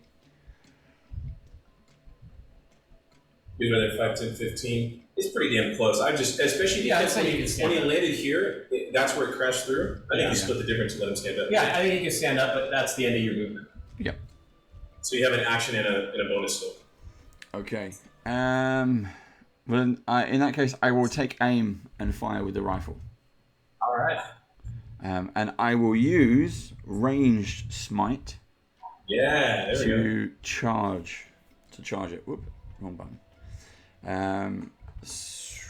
Okay, so 17 to hit. That is a hit. Okay.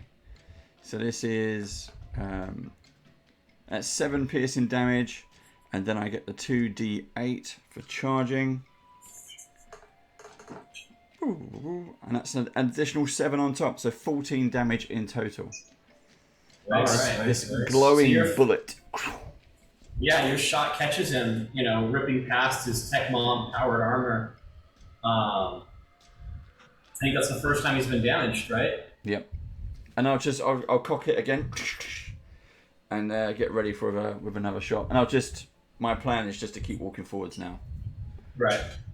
All right. It is top of the round. But before Jasaith can go, there's a rumbling from the rock face where the mine entrance is. I don't want never mind. And the stones along the rock begin rearranging themselves and take on the form of a giant face. The fuck? Ooh. We didn't say we took the peyote we found. Jeez. I miss the snake. And you hear a voice speaking out, and it's speaking in a language you don't understand. Unless, Nenki, what are your languages?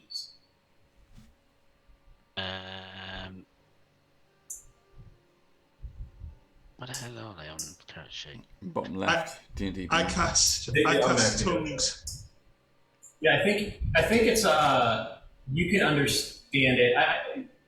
As a Gabarese, you can somewhat understand it. It's a very archaic form of giant. Okay. I cast tongues. You can do that on your turn. It's an alternative. Yeah. So I thought we went off into narrative then, not the. It's kind of like both. It's narrative within the combat, and it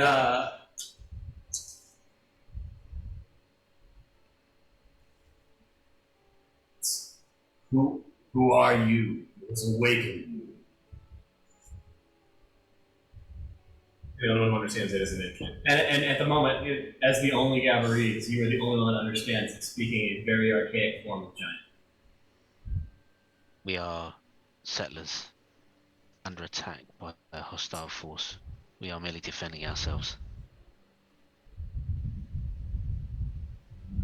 Cleanse the poison and infest it in my flesh.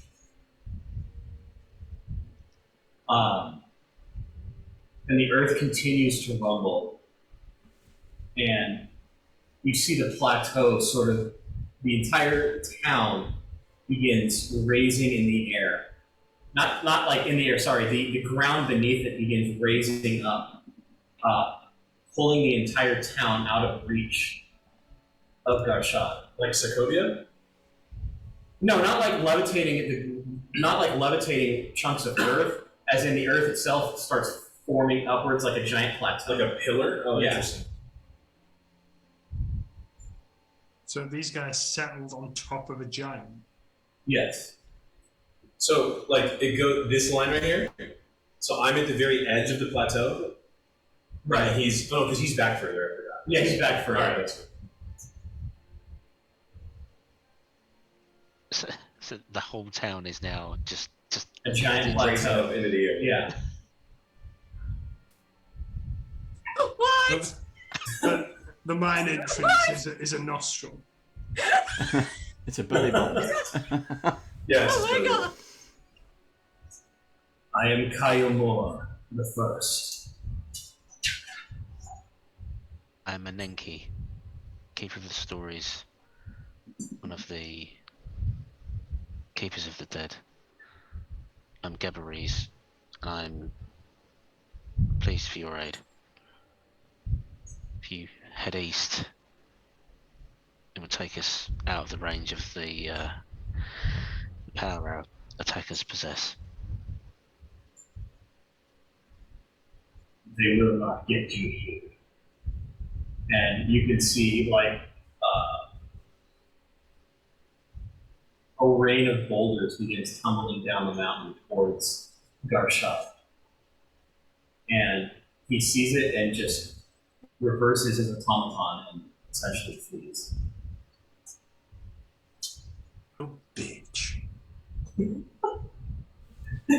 You're gonna run from a town rising up in the sky. Gonna run through a couple of rocks falling. Rocks fall, Darshan dies. Alright, well, I'd say probably now you can cast tongues. I mean, we're out of combat. Yeah, now you can. We are out of combat. You can absolutely cast tongues now and understand this conversation. Good.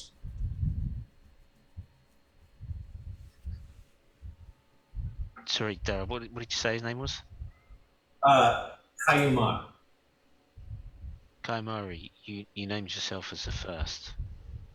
The first of the giants? The first to walk this road. Is that it? This place? Sorry, the first to stride the land. There we go. And how long have you slumbered here?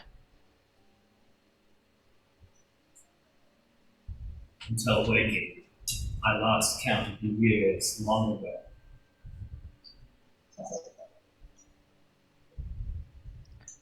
My flesh was torn asunder. And slowly regained its form while I slept. What tore you asunder? What damaged you? Treason. Traitors. There was an infestation of the mind, insanity in the blood, turned my people against.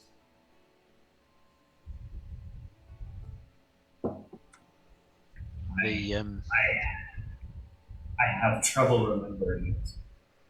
It's been so long.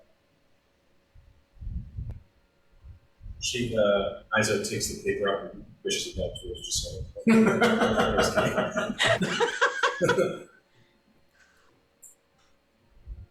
We thank you for your aid. We fought off some of them, but the last one was powerful. So we thank you. Sent the it was a hawk that infested my flesh, that poison, keeping me asleep. So the eggs we found, we should destroy them?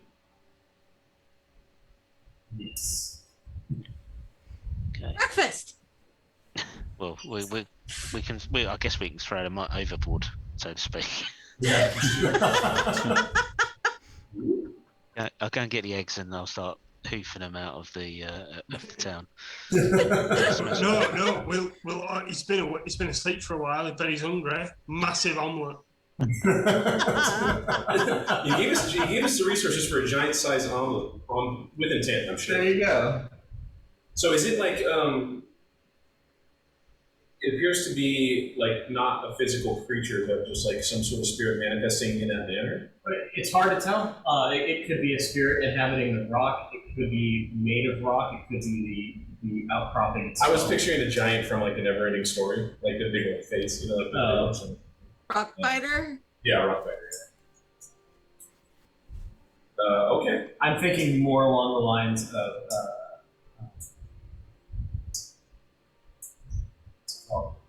Isn't there one of the titans in Greek mythology as well that carries the town on his back as he crawls across the land? I was thinking sort of like the Hellboy. I'm not familiar. Okay. I know what it is. I just pictured a necky just riding on top of the rock giant going, yeah. I was a little bit concerned because I've got them giant's teeth attached to me. Right. Are these your? Do you want these back or? Where's my teeth gone? We're doing that. Oh, That's the you. first thing I thought about. And who knows? He seems to be having some memory problems. So maybe if he remembers. Let's not jog that memory, shall we? And I just realized something. I think we're done. We've gone over time. We're pretty good. But you gave us a literal cliffhanger again. Yeah. Because we're on the edge of the cliff now. So yeah. Is that where we are? I mean, yes. This is a good point to, I think, close it off. You No, I like it. You've rediscovered an ancient creature, maybe the most ancient, used to be believed, and founded this town, which now is 100 feet in the air, overlooking the railroad tracks. Very That's scenic. great. And It's you very left, scenic. and you left some stuff overhanging, which is really good actually, because the free adventure PDF that everyone's going to get you back to Kickstarter is going to be based off of this adventure, and so we can build from this point forward as well, so people can see what this means and what this is. Right. Guys, if you want to find out how this ends, you gotta buy the book. I mean, literally right? That's pretty good. I like it. Oh So, man. thank you. It's been a fun month and a half almost. I guess we used a couple sessions, but it's been a great way to showcase the Lost Light setting and to get to know Band of Badgers a little bit and play with them. Cool, great stuff. We've enjoyed doing it. I hope you've enjoyed it too. Again, the Kickstarter is ends in 4 days from now. But anyone who's watching this, do check it out. Whether it's even if you're 6 months in the future from now, get in touch with SideQuest Press, make a purchase of this book, because from the bits that we've seen, it looks amazing. I've already backed it. I know many of us already have. We wish them the very, very, very best to hit the next goal, because I really want a copy of the Bestiary too. So do I. I'm like, yeah. I'm monsters. Yes, please. Definitely.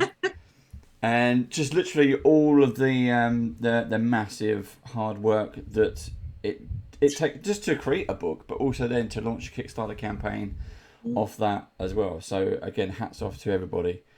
And it wasn't just one, because it's both for 5e and Pathfinder 2e. So it's like it's taking two completely different setting materials and converting it. So it's been a lot of work for them to get this going. It's fun. It's fun. Yeah, it's a lot of work, but it's fun. And we enjoy creating the setting for both sessions for both systems, because it's really takes a different form for each system. Mechanics really shape it in different ways. And thanks so much to the Badgers too. It's really cool. Yeah. So we appreciate it. We appreciate everything you guys have done to help promote this for us and put it out there. Cool. And now it's time for someone else to share. Now it's time to make your own stories in this campaign world. Right, we are going to wrap it up there. It is midnight for us, half past 1 for Jen, and it's somewhere in the middle of the afternoon for you guys. So you can have the rest of your day. Right. So what we're going to do, we are going to end it there, folks. Check out all of our stuff on YouTube. Check out SideQuest Press. All the links are in the chat and below if you're watching this on YouTube. Until next time, we'll see you soon. Stay safe. Bye-bye. Bye.